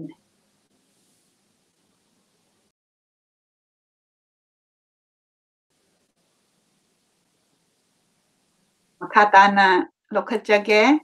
comment Khangembam James na ibirai mambu thagachari haina ibirai Landon ingudam na ibirai hojik ki Manipur gi issue da pamjai haina ibirai yamna nungsi aiga chapmana ba surname ingudam gi na ibirakpasi Manipur gi issue da pamjai hairibasi madu cover tawbirau hairibra issue ragana karambano haibatu amtang sengtokpira agadi akoina soidana makhatana makhataba program sing da hapjarake aina khanjai ngasagi hayengi feature tawgadawriba drug ki maram du gi comment oirambasu yai haina aina khanjai madu oragadi soidana hayeng tunin tawbirau akoi khanaminasi drug chabasi kamaina chakibano adagi masi daisida leiba adugumba wakhan nungaitabana chakiba oiragana oi adu mathokpa kamaina ngamgani haibagi akoi soidana khanagani adagi charaba matungda addict oiraga amuk rehab da Hamakanda addiction si pabagi adom lom da pukalakpagi wari su samina gani aina I have tamjak. Makata na lokachari nantoi okramna ibirai amo nasaigi comment aduda wahang nama yaubudu pakum bibiramdra male ozana amukka hanna hangjage ngasigi maitai kunai asi da adungaigi maitai pun nupisinggi thauna adu leiri haina khanbibra haina hangbirai nasagi comment to gi answer do akoina exactly pi hauda bagin amtang imana hujiki do angtaga para kone ngasigi maitai kunai asida adungaigi maitai nupisinggi thauna adu leiri haina khanbibra aidi nupi lalgi matamduda nupi gi thauna do aduga hujiki manipur gi nupi gi thauna si da lei haina khanbibra haina hangbirapa thauna si mai matang gi thauna haiba tare nupi gi di adum ai nupi langi thauna do ngasigi nupi singda su tai haining haina de ai di haijaroi adubu hariba thauna sida lanna sijina kiba magi wakhallondo thauna dugi matang dugi thauna nataba atopa amada chatkiba su yaudaba nate miyoibanina matam dugi nupi singi marakta so adum mayawri bani crime gi karigi be mana harise crime hengalakpa nupi singsina yamna kaino lam kaino kai haitare moigi pijeta chakchada karida kitang different oina ubado adudi matamchi aina sumai khumjage akogi nat amadi ko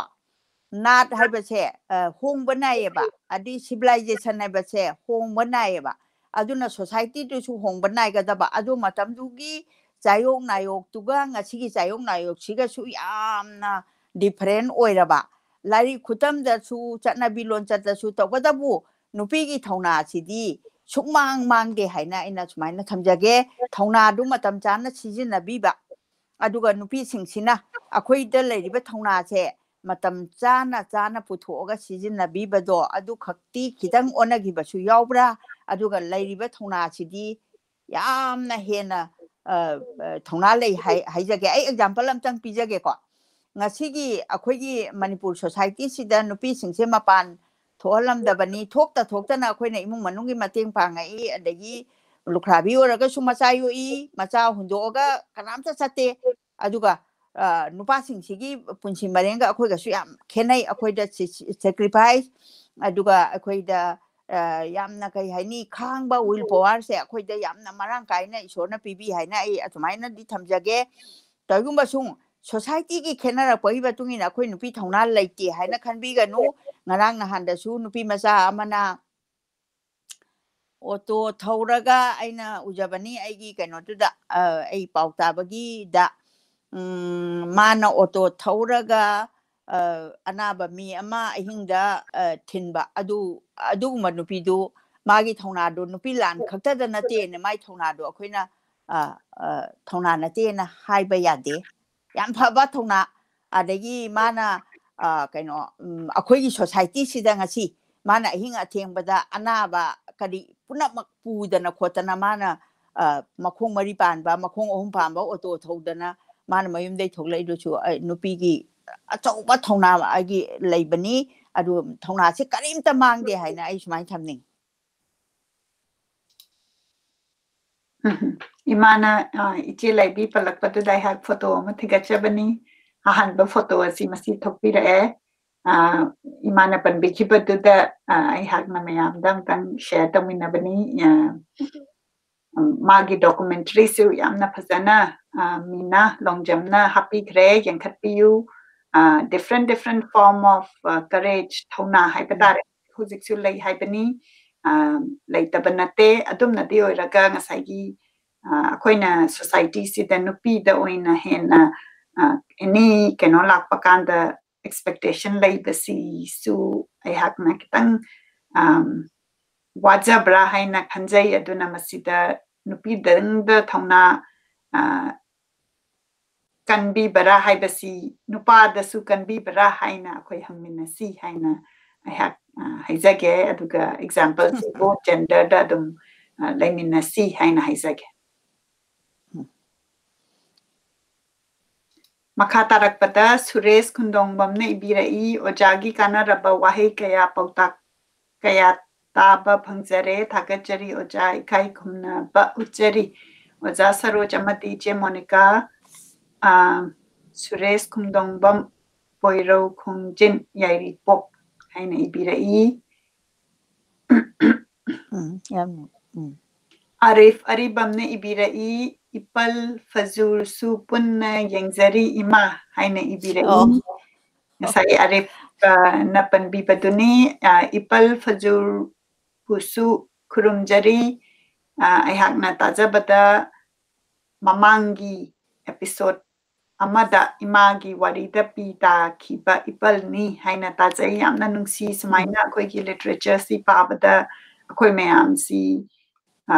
Pita babho Wakan Jungjan Minaba Haibadi Ngasagi Ibirem Miba writer Sina Magi Nuksiraba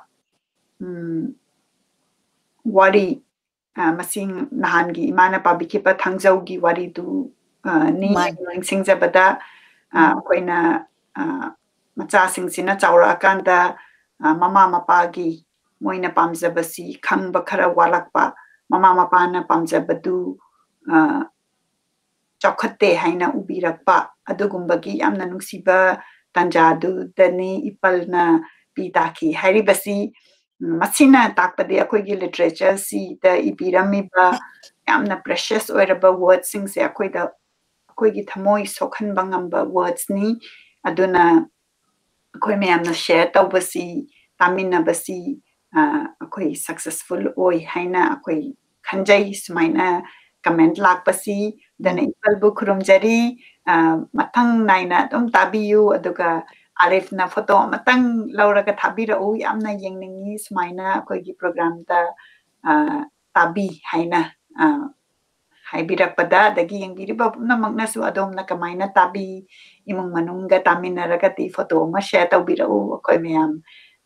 yengminasi khangminasi haina haizage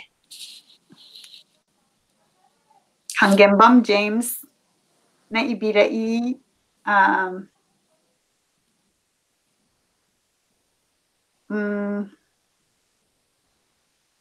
kan lubada Nupi Lal si nungsi nasidi imana amuk ningsing biraktuna matamdugi wari kayam marik jumna libirak pasi nungai basu pawi ay mitagi pita ki basu kanghaude nacha akoy su ima hoigi thaunadu nacha akoy dasu happy rangu ima haina ibirai sagi akoy Nupi Lal da jongthora iba ima singi thaunadu puni akoy mayam da happy na bakita matang asigi numitida punna niminasi haina haizage Muhammad Muhi Bula Bogi mayumna ibirai thanking you haina ibirai yamna nungsi akoy gi program sita tabi bagitamakta Memboy Laistramna ibirai nene proud of you haina ibirai yamna nungsi akoy gi Laistram bagi tabi haina ubada Jinglen sana luwang chana ibirai ma'am thakachari haina ibirai Munan Huidromna ibirai mama amadi iche ani gi wari yamna nungsi nacha naupagi saireng matek amatang izage yabi bara haina ibirai Munan soidana akoy gi Facebook page ta thabira u akoy mayam share tawminasi haina thamjage Iba lepi ganu pumna makta iba larik paba ayhakna yamna encourage tawzai akoy na biography oiba si paba lepi daba biography si palagati akoy na kanana kari tawrami magi wakhandon khangbangamba biography da nate atay novel fazaraba mayam si pabiyu adagi isana su iraga reflective oina iba poem iba yai wari macha iba yai iba lepi ganu haina mayam da izake makatana lokachage akogi program asisu loisinjanaba matam yaurakle thongnau jam sham singhana ibirai mamal leiraba tungi lausing oigedaba mamagi warol sing sita badanungai haina ibirai Suresh Khumdongbamna ibirai 1939 gi matamduda laikhiba nupi singsi gi nupi singsi gi thauna asi ngasidi manem mamau anida amada yengsinnabada henna thauna uthokpadawna tawi masida Oja Saroj na khara sandokna takpiyu nupi singna nupida otpasida pungning jingsinjari Oja Saroj Khumdongbam oiro konjin yairi po yamna nungsiba phasaba kamani akoi nupi singi thaunasi 1939 dadi akoi gi thaunasi Nupi Lal rom da onchalaga laibaki oina khanabada utpani aduga hojik sigi akoi gi samaj sitana mani mamau khanabada thauna uthoknare haibagi paujelni masi imana wahayamani dang thambiyo madu yamna naina ningai oiba aina chugumba question je chugang hangakte na khallaga laibani ama yaure aduna chinida mioi bai se akoigi education haibase educated haibasiga aduga education haibasiga ani sigi arthasi hana aina khitang khangjabadagi ai thamjage ko yamna qualified oiraba aibadi nupi se akoi hana larik tam halamdabane ado larik tame larik tamba yare oja thoibi gi matam da tinsi chali haidana oja masamangna egi class da ojana phajana libirambane naisu naina jakre mayam ama nupi singsigi ada nupi se sumain tawbane nupi singsina larik yam hairaga su ngasagi laisu si yam maru oiba aduna akoina mana manempok tuga maga khanari si khanaba yabaneba khanari do kari noida mana magi kaino sida my husband haitar husband du poiba mama siga niko je ibngona Suresh na hangbiri ba question se ani sigi da aina haijage mama sina mu mani mamau haiba kaino do wari macha du pabiyu ji si tongbragi lila di pang utre hoji madu akoigi matamda lila uli ojana maniga mamauga si am khatnai hai ojagi imung dagi ni kaso hai mayamna hangdi hanga cha hodre adubu ihan hanba lila sanabase moigi sumangda sanai hai adubu ahambada moigi mamaga moi ojagi nupiga laukhatnaba mamit yengnabase phagi haina hai karigi noina haibada mamana kari haina khange bu ai icha se macha se yam paisa thoba macha amagi mamau nupi gumba di oigan bani mamaga yam kanna khanabase ai sum thiga chabani ko aidi mana macha se am wana yoglak pasida mai macha gi power se mana dum painingba adagi mai nupi du su magi power ani se munabani haba adai du da nupi sina akoina always time khanga do base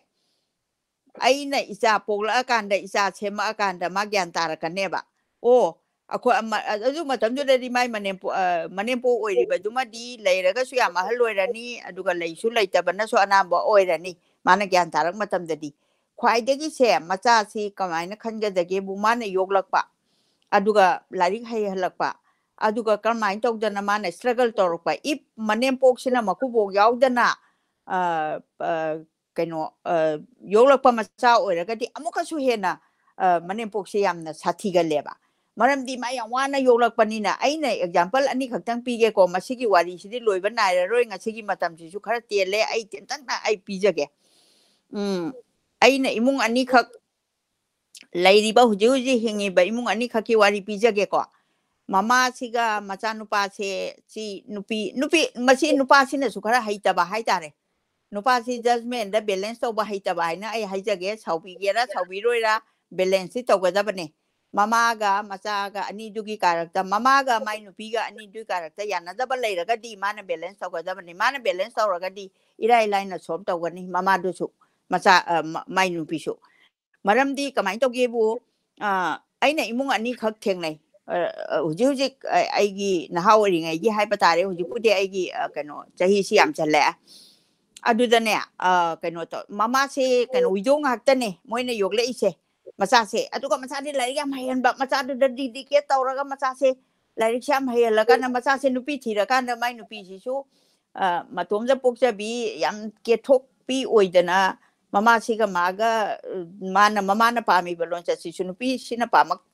traba kansida magi hujiki nupa se masi balance taw khara haita dana ko mama se chawgre mama sina kota draga saeba ai isa se aina yoglakpani aduna ai phangpham thokpa kano paisa thagi piu maga iga leimina mana so ai bu leimina ningdre madi nupi gi duda chatkre na adu mama sidi mathanda le haudoineba mayum sida mai mapuroi bana thana bayum se le haudoineba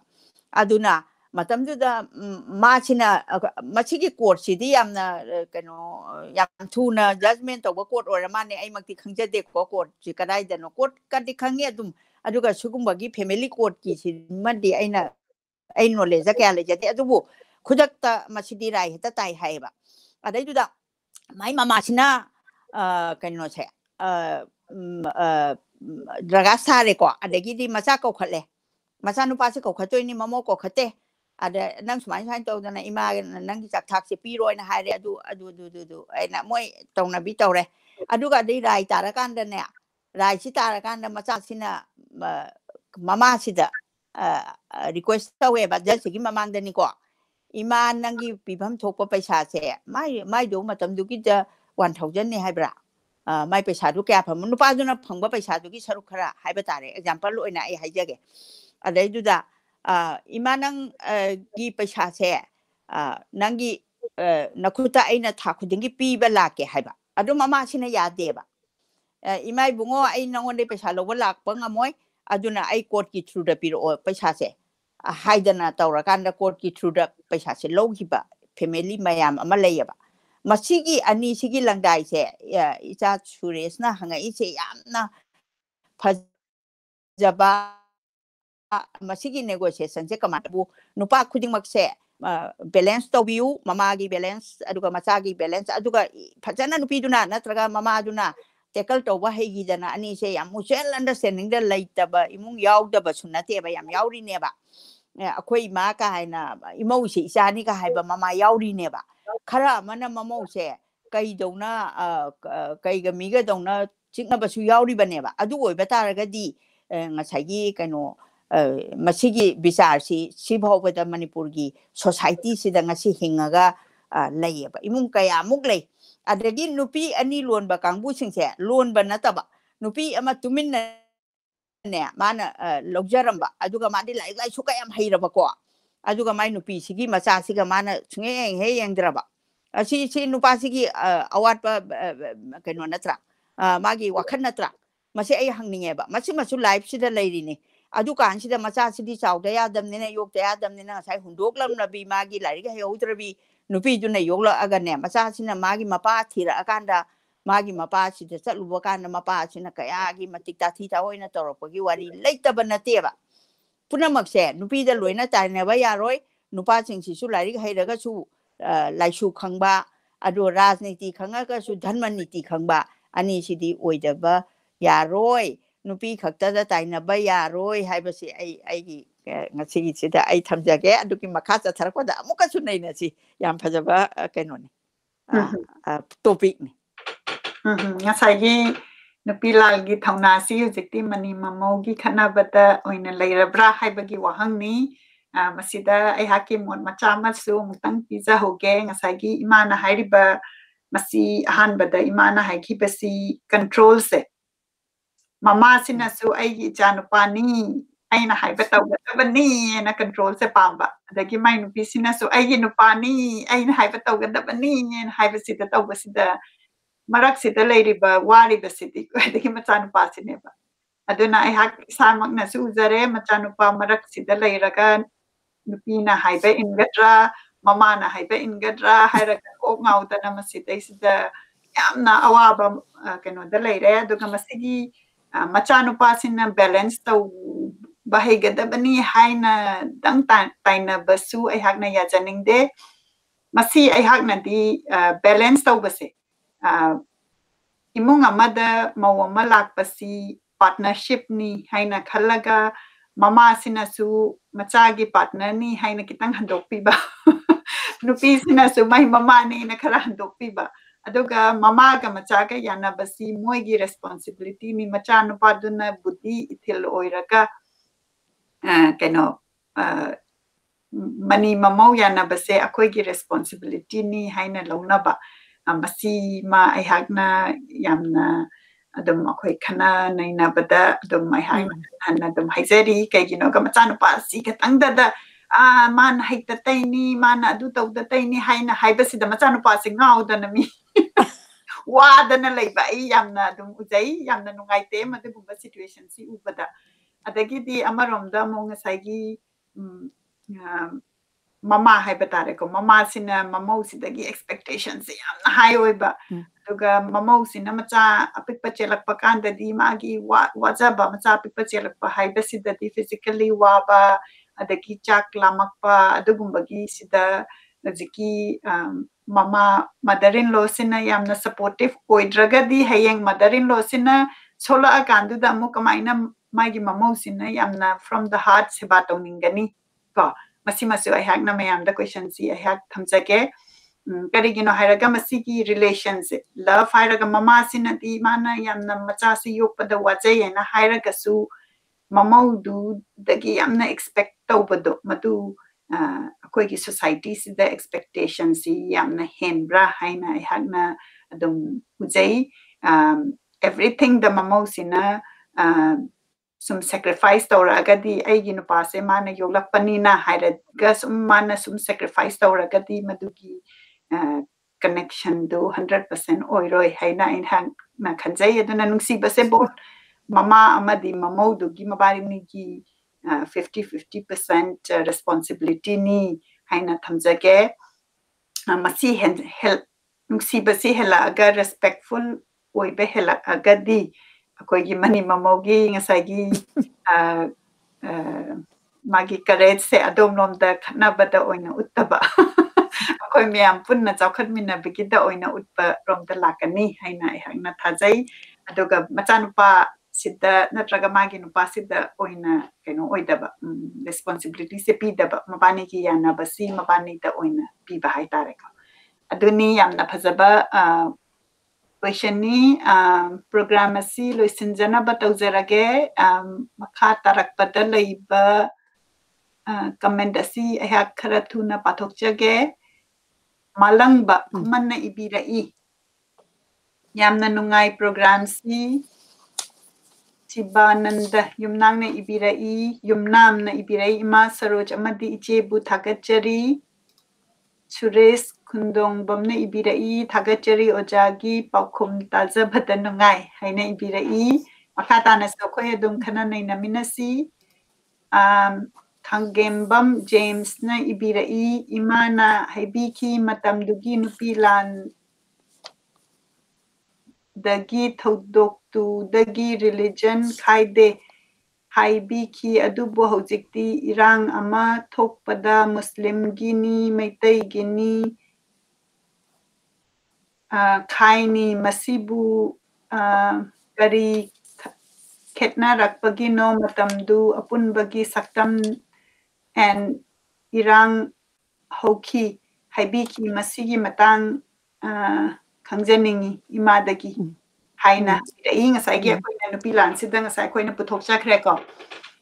adagi kabuigi tribal singi participation adagi kenogi muslim community ki participation aduna manipugi oiba punna oina participate tawraga hoki haibani aduga hojik na religion gi oiba to khaiba adumaina tawraki adugi matangda kamaina masi rakibano haibaduni hanga isi Thangembam James na James aina machi yam explain khitang chang na di tawningi adu matamgi akakna badi leibanina mathangda dum tawrage na ngai ba yam waradra ai kawra ro sida isalage hoi aina ho gragadi amusu fajana mamut tana aidi hariba question sidi yamna artha leiba aduga khangbada su yamna akoina kanaba aduga point by point khitang pijaningba aduna ni James aduna Suresra James ra hujiki do James na hangbirakpani khagembam James yamna phajaba question ni akoi me adu khagem aduna ai mathangi dane sigi se macha khaina kari gi damakta no haiba se tasengba makiti mache akoina loba matamda there is only one god haiba se kanamta na loba ngamna daba ado ai isagi dine ai there is only one god ni ko ai myam punamaki mamangda thamjage maramdi ai gi di thamoi sengba mi do ai bu khwaide nungsiba aina ai bu yana ba chatpa amagi sukna nate thamoi khwaide sengba mi do ado adugi magi Christian oisanu Hindu oisanu Muslim oisanu madugi ai ngona khena ba kaimta leite adu khena ba leita banina ai di mafam khuding da hingba su yam nungai na hingje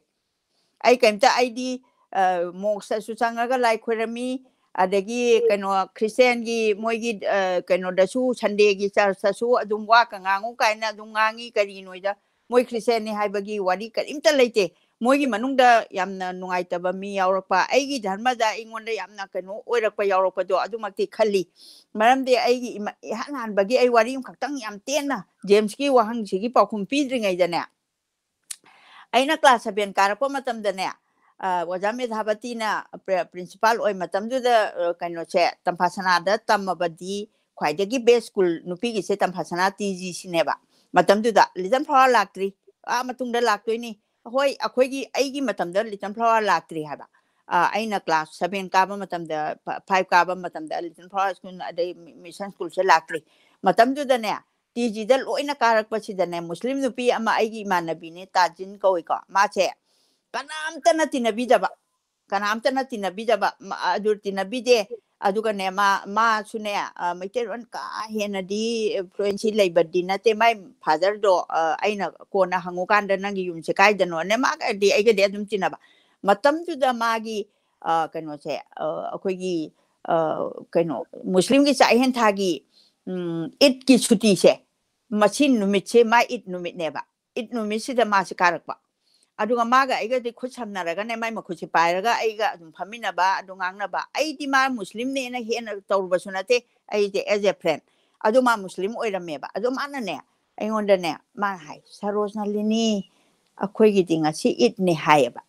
adu it tu di matam du da kaino chuti si Oja Medhabati di kaudana thaudraba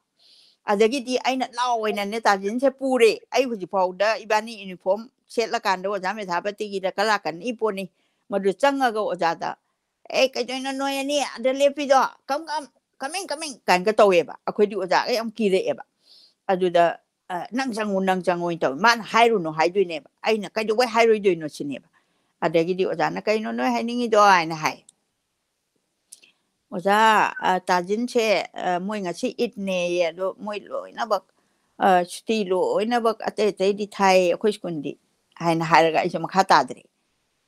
haina Oja se mami lau thore ba aduga chokidar kauraga kangsi helaga khudak to chuti thaleba mana nungai gibado magi kaino bawa hanminar mai quarter di huji kaino gi governor gi maning sida lairiba library leirambado adaidu da mai father gi quarter oye ado mai father se matamdu da Manipur gi DC ra kaino akhara chawba ma oibane ado chawi chawde ka khangba nate aidi mami kanam tinabida paduda tinajarubani aduna loina wak tinabar dana sum haugraga di masagi problem che kaimta leirui adur aigina dharma am chake harga so aigina haibagi ai ebose ai siam nusiba ado ai se no madi loina bak adok tana chatoi ni kai si kauna ba adugi ne ba adu maina chaunu khumjage aduga Sureski James ki kaino se wahang sigi paukhum se kona amuk ꯑꯃꯨꯛꯀ ꯍꯦꯟꯅ ꯃꯔꯤꯛ ꯆꯨꯝꯅ ꯅꯩꯅꯔꯀꯥꯟꯗ ꯌꯥꯝꯅ ꯑꯐꯕ ꯈꯣꯟꯅꯤ ꯑꯃ ꯂꯥꯛꯀꯅꯤꯅ ꯊꯝꯖꯒꯦ ꯌꯥꯝꯅ ꯆꯨꯝꯃꯤ ꯑꯗꯨꯒ ꯑꯩꯈꯣꯏ ꯃꯌꯥꯝꯁꯤꯅ ꯌꯥꯝꯅ ꯌꯨꯅꯤꯇꯤ ꯂꯩꯅ ꯑꯦꯛꯖꯥꯝꯄꯜ ꯑꯣꯏꯅ ꯍꯧꯖꯤꯛꯀꯤ ꯑꯩꯈꯣꯏꯒꯤ ꯗꯥꯏꯕꯔꯁꯤꯇꯤꯁꯦ ꯐꯖꯅ ꯑꯩꯈꯣꯏꯅ ꯑꯦꯛꯁꯦꯞ ꯇꯧꯔꯀꯥꯟꯗ ꯌꯥꯝꯅ ꯅꯨꯡꯁꯤꯅ ꯂꯩꯃꯤꯟꯅꯔꯒꯗꯤ ꯃꯁꯤꯒꯨꯝꯕꯁꯤ ꯑꯗꯨꯝ ꯊꯣꯛꯂꯛꯑꯣꯏ ꯍꯥꯏꯅ ꯈꯜꯂꯤ ꯑꯗꯨꯅ ꯑꯩꯈꯣꯏꯅ ꯂꯤꯇꯔꯦꯆꯔꯗꯁꯨ ꯄꯥꯕꯗ ꯉꯁꯥꯏꯒꯤ ꯂꯝꯃꯟꯗꯒ ꯉꯁꯥꯏꯒꯤ ꯆꯤꯡꯒꯤꯒ ꯑꯩꯈꯣꯏ ꯃꯩꯇꯩꯒꯤꯒ ꯅꯨꯡꯁꯤꯕꯒꯤ ꯌꯥꯝꯅ ꯅꯨꯡꯁꯤꯕ ꯋꯥꯔꯤ ꯃꯗꯨꯗ ꯇꯥꯕ ꯐꯪꯕ ꯑꯗꯨꯅ ꯁꯤꯒꯨꯝꯕ ꯑꯩꯈꯣꯏꯅ ꯅꯨꯡꯁꯤꯕꯒꯤ ꯍꯦꯟꯕ ꯑꯏꯕ ꯅꯠꯇ꯭ꯔꯒꯅ ꯑꯦꯅꯤ ꯑꯥꯔꯠ ꯐꯣꯝꯁꯦ ꯎꯠꯂꯛꯄ ꯀꯥꯟꯗꯅꯁꯨ ꯍꯦꯟꯒꯠꯄ ꯑꯗꯨꯒꯨꯝꯕꯁꯤ ꯌꯥꯝ ꯂꯩ ꯑꯗꯨꯒ ꯑꯩꯈꯣꯏ ꯐꯥꯏꯟꯗꯤꯡ ꯗ ꯚꯣꯏꯁꯦꯁꯅꯁꯨ ꯄꯤꯄꯜ ꯑꯣꯐ ꯃꯅꯤꯄꯨꯔꯁꯤ ꯇꯧꯔꯛꯄ ꯀꯥꯟꯗ ꯑꯩꯈꯣꯏ ꯌꯥꯝꯅ ꯚꯦꯔꯤ ꯀꯣꯟꯁꯤꯌꯁ ꯑꯣꯏꯅ ꯑꯩꯈꯣꯏꯒꯤ ꯗꯥꯏꯕꯔꯁꯤꯇꯤ ꯄꯨꯝꯅꯃꯛꯁꯤ ꯌꯥꯎꯃꯤꯟꯅꯅꯕꯒꯤꯗꯃꯛꯇ ꯑꯩꯈꯣꯏꯒꯤ ꯇꯤꯝꯅ ꯑꯌꯥꯝꯕ ꯃꯇꯝꯗ ꯑꯩꯈꯣꯏꯅ ꯑꯩꯈꯣꯏꯒꯤ ꯒꯦꯁ ꯁ꯭ꯄꯤꯀꯔꯁꯤ ꯃꯩꯇꯩꯗꯪ ꯅꯠꯇꯕ ꯑꯩꯈꯣꯏ ꯃꯌꯥꯝ ꯏꯟꯀ꯭ꯂꯨꯁꯤቭ ꯑꯣꯏꯅ ꯇꯧꯕ ꯌꯥꯅꯕꯒꯤꯗꯃꯛꯇ ꯑꯩꯈꯣꯏꯅꯁꯨ ꯍꯣꯠꯅꯖꯩ ꯑꯗꯨꯅ ꯑꯩꯈꯣꯏ ꯃꯌꯥꯝꯁꯤ ꯌꯨꯅꯤꯇꯤ ꯂꯩꯅ ꯂꯩꯔꯒꯗꯤ ꯁꯤꯒꯨꯝꯕꯁꯤ ꯔꯤꯂꯤꯖꯟꯒꯤ ꯑꯣꯏꯕ ꯅꯠꯇ꯭ꯔꯒꯅ ꯅꯥꯠ ꯍꯥꯏꯒꯗ꯭ꯔꯥ ꯒ꯭ꯔꯨꯞꯀꯤ ꯑꯣꯏꯕ ꯑꯁꯨꯃꯥꯏꯅ ꯊꯣꯛꯍꯟꯗꯕ ꯍꯥꯏꯕ ꯇꯥꯔꯦꯀꯣ ꯃꯁꯤ ꯑꯩꯈꯣꯏꯒꯤ ꯔꯦꯁꯄꯣꯟꯁꯤꯕꯤꯂꯤꯇꯤꯅꯤ ꯍꯥꯏꯅ ꯈꯟꯖꯩ ꯑꯗꯨ ꯇꯥꯔꯛꯄꯗ ꯏꯃꯥꯅꯁꯨ ꯁꯣꯏꯗꯅ ꯃꯗꯨꯒꯤ ꯃꯆꯥ ꯈꯥꯏꯅ ꯑꯦꯛꯖꯥꯝꯄꯜ ꯄꯤꯔꯒ ꯇꯥꯛꯄꯤꯔꯛꯀꯅꯤ ꯍꯥꯏꯅ ꯑꯩꯈꯣꯏ ꯈꯟꯖꯔꯤ ꯁꯨꯔꯦꯁꯅ ꯍꯥꯏꯕꯤꯔꯛꯏ ꯏꯆꯦꯒꯤ ꯄꯥꯎꯈꯨꯝꯁꯤꯁꯨ ꯇꯥꯕꯗ ꯋꯥꯈꯜ ꯂꯧꯁꯤꯡ ꯑꯣꯏꯖꯩ ꯉꯁꯥꯏꯒꯤ ꯃꯃꯧꯒꯤ ꯄꯥꯎꯈꯨꯝꯗꯨꯅꯤ ꯊꯧꯖꯝ ꯁꯥꯝ ꯁꯤꯡꯍꯅꯁꯨ ꯏꯕꯤꯔꯛꯏ ꯃꯅꯤ ꯃꯃꯧꯒꯤ ꯃꯇꯥꯡꯗ ꯊꯝꯕꯤꯔꯤꯕ ꯏꯆꯜ ꯃꯣꯅꯤꯀꯥꯒꯤ ꯖꯖꯃꯦꯟꯁꯨ ꯌꯥꯝꯅ ꯐꯖꯩ ꯊꯥꯒꯠꯆꯔꯤ ꯍꯥꯏꯕꯤꯔꯛꯏ ꯍꯥꯏꯕꯗꯤ ꯉꯁꯥꯏꯒꯤ ꯑꯩꯈꯣꯏꯅ ꯃꯁꯤ ꯊꯣꯛꯇꯕ ꯅꯠꯇꯦ ꯊꯣꯛꯄꯅꯤ ꯉꯁꯥꯏꯒꯤ ꯑꯩꯈꯣই ꯇ꯭ꯔꯦꯗꯤꯁꯅꯦꯜꯂꯤꯗꯀꯣ ꯑꯗꯨꯝ ꯆꯥꯛꯀꯨꯝꯕ ꯆꯥꯕ ꯈꯣꯠꯄꯁꯤ ꯑꯉꯥꯡꯒꯨꯝꯕ ꯆꯦꯜꯂꯛꯄ ꯀꯥꯟꯗ ꯃꯃꯧꯁꯤꯗꯤ ꯃꯕꯨꯛ ꯀꯨ ꯈꯣꯡꯉꯒ ꯆꯥꯛꯁꯤ ꯆꯥꯅꯤꯡꯉꯕ ꯑꯗꯣ ꯆꯥꯛ ꯆꯥꯅꯤꯡꯉꯁꯨ ꯉꯁꯥꯏꯒꯤ ꯃꯃꯥꯁꯤꯅꯗꯤ ꯍꯦꯛ ꯑꯩꯗꯤ ꯑꯍꯟ ꯂꯃꯟꯒ ꯃꯆꯥꯁꯤꯒ ꯆꯥꯔꯒꯦ ꯅꯪꯅ ꯀꯣꯟꯅ ꯆꯥꯎ ꯀꯥꯏꯅ ꯍꯥꯏꯕꯁꯤ ꯑꯗꯨꯝ ꯌꯥꯎꯗꯕ ꯅꯠꯇꯦ ꯍꯥꯏꯕꯅꯤꯗ ꯑꯗꯨꯒꯨꯝꯕ ꯑꯗꯒꯤ ꯑꯗꯨꯒꯨꯝꯕꯗꯣ ꯍꯦꯟꯅ ꯍꯦꯟꯖꯜꯂꯛꯑꯒꯗꯤ ꯃꯃꯧꯗꯨꯁꯨ ꯑꯗꯨꯝ ꯈꯔꯗꯤ ꯁꯥꯎꯔꯦꯗꯅ ꯑꯗꯒꯤ ꯑꯦꯅꯤ ꯂꯩꯗꯅ ꯑꯗꯨꯒꯨꯝꯕ ꯑꯗꯒꯤ ꯃꯃꯥꯒ ꯃꯆꯥꯒ ꯋꯥꯔꯤ ꯁꯥꯟꯅꯔꯤꯉꯩꯗꯨꯗ ꯃꯃꯧꯗꯨꯅ ꯑꯃꯨꯛ ꯈꯨ ꯀꯥꯝꯃꯒꯗꯤ ꯃꯃꯥꯗꯨꯅ ꯑꯃꯨꯛ ꯁꯥꯎꯕ ꯍꯥꯏꯁꯦ ꯃꯁꯥꯅ ꯇꯥꯔꯦꯗꯅ ꯑꯗꯨꯅ ꯁꯤꯒꯨꯝꯕꯒꯤ ꯇꯦꯛꯅꯤꯛ ꯍꯥꯏꯇꯥꯔꯦꯀꯣ ꯁꯤꯒꯨꯝꯕꯁꯤ ꯑꯩꯈꯣꯏ ꯃꯌꯥꯝꯁꯤ ꯇꯝꯃꯤꯟꯅꯕꯒꯤ ꯃꯊꯧꯅꯤ ꯑꯗꯨꯅ ꯔꯦꯁꯄꯣꯟꯁꯤꯕꯤꯂꯤꯇꯤꯁꯤ ꯅꯨꯄꯥꯗ ꯈꯇꯪ ꯄꯤꯒꯨꯝꯁꯤ ꯃꯅꯤꯒ ꯃꯃꯧꯒꯗꯨꯅ ꯑꯩꯅ ꯔꯤꯂꯦꯁꯟꯁꯤ ꯃꯅꯤ ꯃꯃꯧꯗꯨ ꯐꯖꯅ ꯌꯥꯅꯔꯒꯗꯤ ꯑꯉꯥꯡ ꯃꯁꯨ ꯃꯌꯥꯝ ꯆꯥꯎꯃꯤꯟꯅꯔꯛꯄ ꯑꯗꯒꯤ ꯐꯦꯃꯤꯂꯤꯗꯨ ꯄꯨꯜꯂꯛꯄ ꯀꯥꯟꯗ ꯌꯥꯝꯅ ꯅꯨꯡꯉꯥꯏꯕ ꯍꯦꯄꯤ ꯐꯦꯃꯤꯂꯤ ꯑꯃ ꯑꯣꯏꯒꯗꯧꯔꯤꯕꯅꯤ ꯑꯗꯨꯅ ꯈꯟꯅꯔꯒꯗꯤ ꯃꯌꯥꯝꯒꯤ ꯂꯣꯏꯅ ꯀꯣꯛ ꯆꯥꯏꯕ ꯑꯣꯏꯗꯣꯏꯅꯤ ꯍꯥꯏꯅ ꯊꯝꯖꯒꯦ ꯂꯩꯇꯣꯡꯕꯝ ꯄꯨꯡꯉꯣ ꯃꯆꯥꯅ ꯏꯕꯤꯔꯛꯏ ꯋꯥꯆꯤꯡ ꯐ꯭ꯔꯣꯝ ꯁꯦꯒꯥ ꯔꯣꯗ ꯏꯝꯐꯥꯜ ꯍꯥꯏꯅ ꯏꯕꯤꯔꯛꯏ ꯃꯌꯥ ꯅꯦꯄ꯭ꯔꯝꯅ ꯏꯕꯤꯔꯛꯏ ꯃꯥꯏ ꯄꯥꯛꯅ ꯃꯇꯝ ꯄꯨꯝꯕ ꯄꯥꯡꯊꯣꯛꯄ ꯑꯣꯏꯁꯅꯨ ꯍꯥꯏꯅ ꯏꯕꯤꯔꯛꯏ ꯁꯨꯔꯦꯁ ꯈꯨꯟꯗꯣꯡꯕꯝꯅ ꯏꯕꯤꯔꯛꯏ ꯏꯟꯇꯔꯦꯛꯁꯟ ꯀ꯭ꯋꯦꯁꯟꯁꯤ ꯑꯣꯖꯥ ꯗꯥꯏꯔꯦꯛ ꯀꯣꯟꯐꯔꯦꯟꯁꯀꯨꯝꯕ ꯃꯅꯤꯄꯨꯔꯗ ꯁꯤꯟꯕꯤꯕ ꯇꯥꯔꯕꯗꯤ ꯁꯣꯏꯗꯅ ꯌꯥꯎꯖꯒꯦ ꯁꯣꯏꯗꯅꯁꯨ ꯁꯤꯟꯕꯤꯌꯨ ꯅꯣꯂꯨꯛꯆꯔꯤ ꯐꯥꯏꯟꯗꯤꯡ ꯗ ꯚꯣꯏꯁꯦꯁ ꯍꯥꯏꯅ ꯏꯕꯤꯔꯛꯏ ꯑꯁꯤ ꯏꯃꯥꯅ ꯃꯅꯤꯄꯨꯔꯗ ꯂꯩꯔꯕ ꯀꯥꯟꯗ ꯏꯃꯥ ꯍꯥꯏꯕꯤꯌꯨ ꯑꯩ ꯁꯨꯛꯁꯣꯏ ꯁꯣꯏꯗꯅ ꯃꯁꯤꯒꯤ ꯏꯟꯇꯔꯦꯛꯁꯟꯁꯤꯗꯤ ꯏꯆꯥꯅꯨꯄꯤꯗꯁꯨ ꯑꯗꯨꯝ ꯍꯥꯏꯖꯕꯅꯤ ꯑꯩꯈꯣꯏ ꯑꯝꯇꯪ ꯄꯨꯜꯂꯞ ꯐꯝꯃꯤꯟꯅꯔꯒꯅꯦ ꯑꯃꯨꯛꯇꯅꯒ ꯌꯥꯔꯣꯏ ꯃꯁꯤꯒꯤ ꯄ꯭ꯔꯣꯕ꯭ꯂꯦꯝ ꯐꯦꯃꯤꯂꯤꯗ ꯊꯣꯛꯏꯕ ꯑꯉꯥꯡ ꯀꯃꯥꯏꯅ ꯂꯝ ꯍꯦꯟꯈ꯭ꯔꯤꯅꯣ ꯏꯅꯥꯈꯨꯟ ꯃꯆꯥꯅ ꯀꯃꯥꯏꯅ ꯂꯝ ꯍꯦꯟꯈ꯭ꯔꯤꯅꯣ ꯂꯥꯏꯔ ꯃꯆꯥꯅ ꯀꯃꯥꯏꯅ ꯂꯝ ꯍꯦꯟꯈ꯭ꯔꯤꯅꯣ ꯀꯥꯏꯅ ꯍꯥꯏꯕꯁꯦ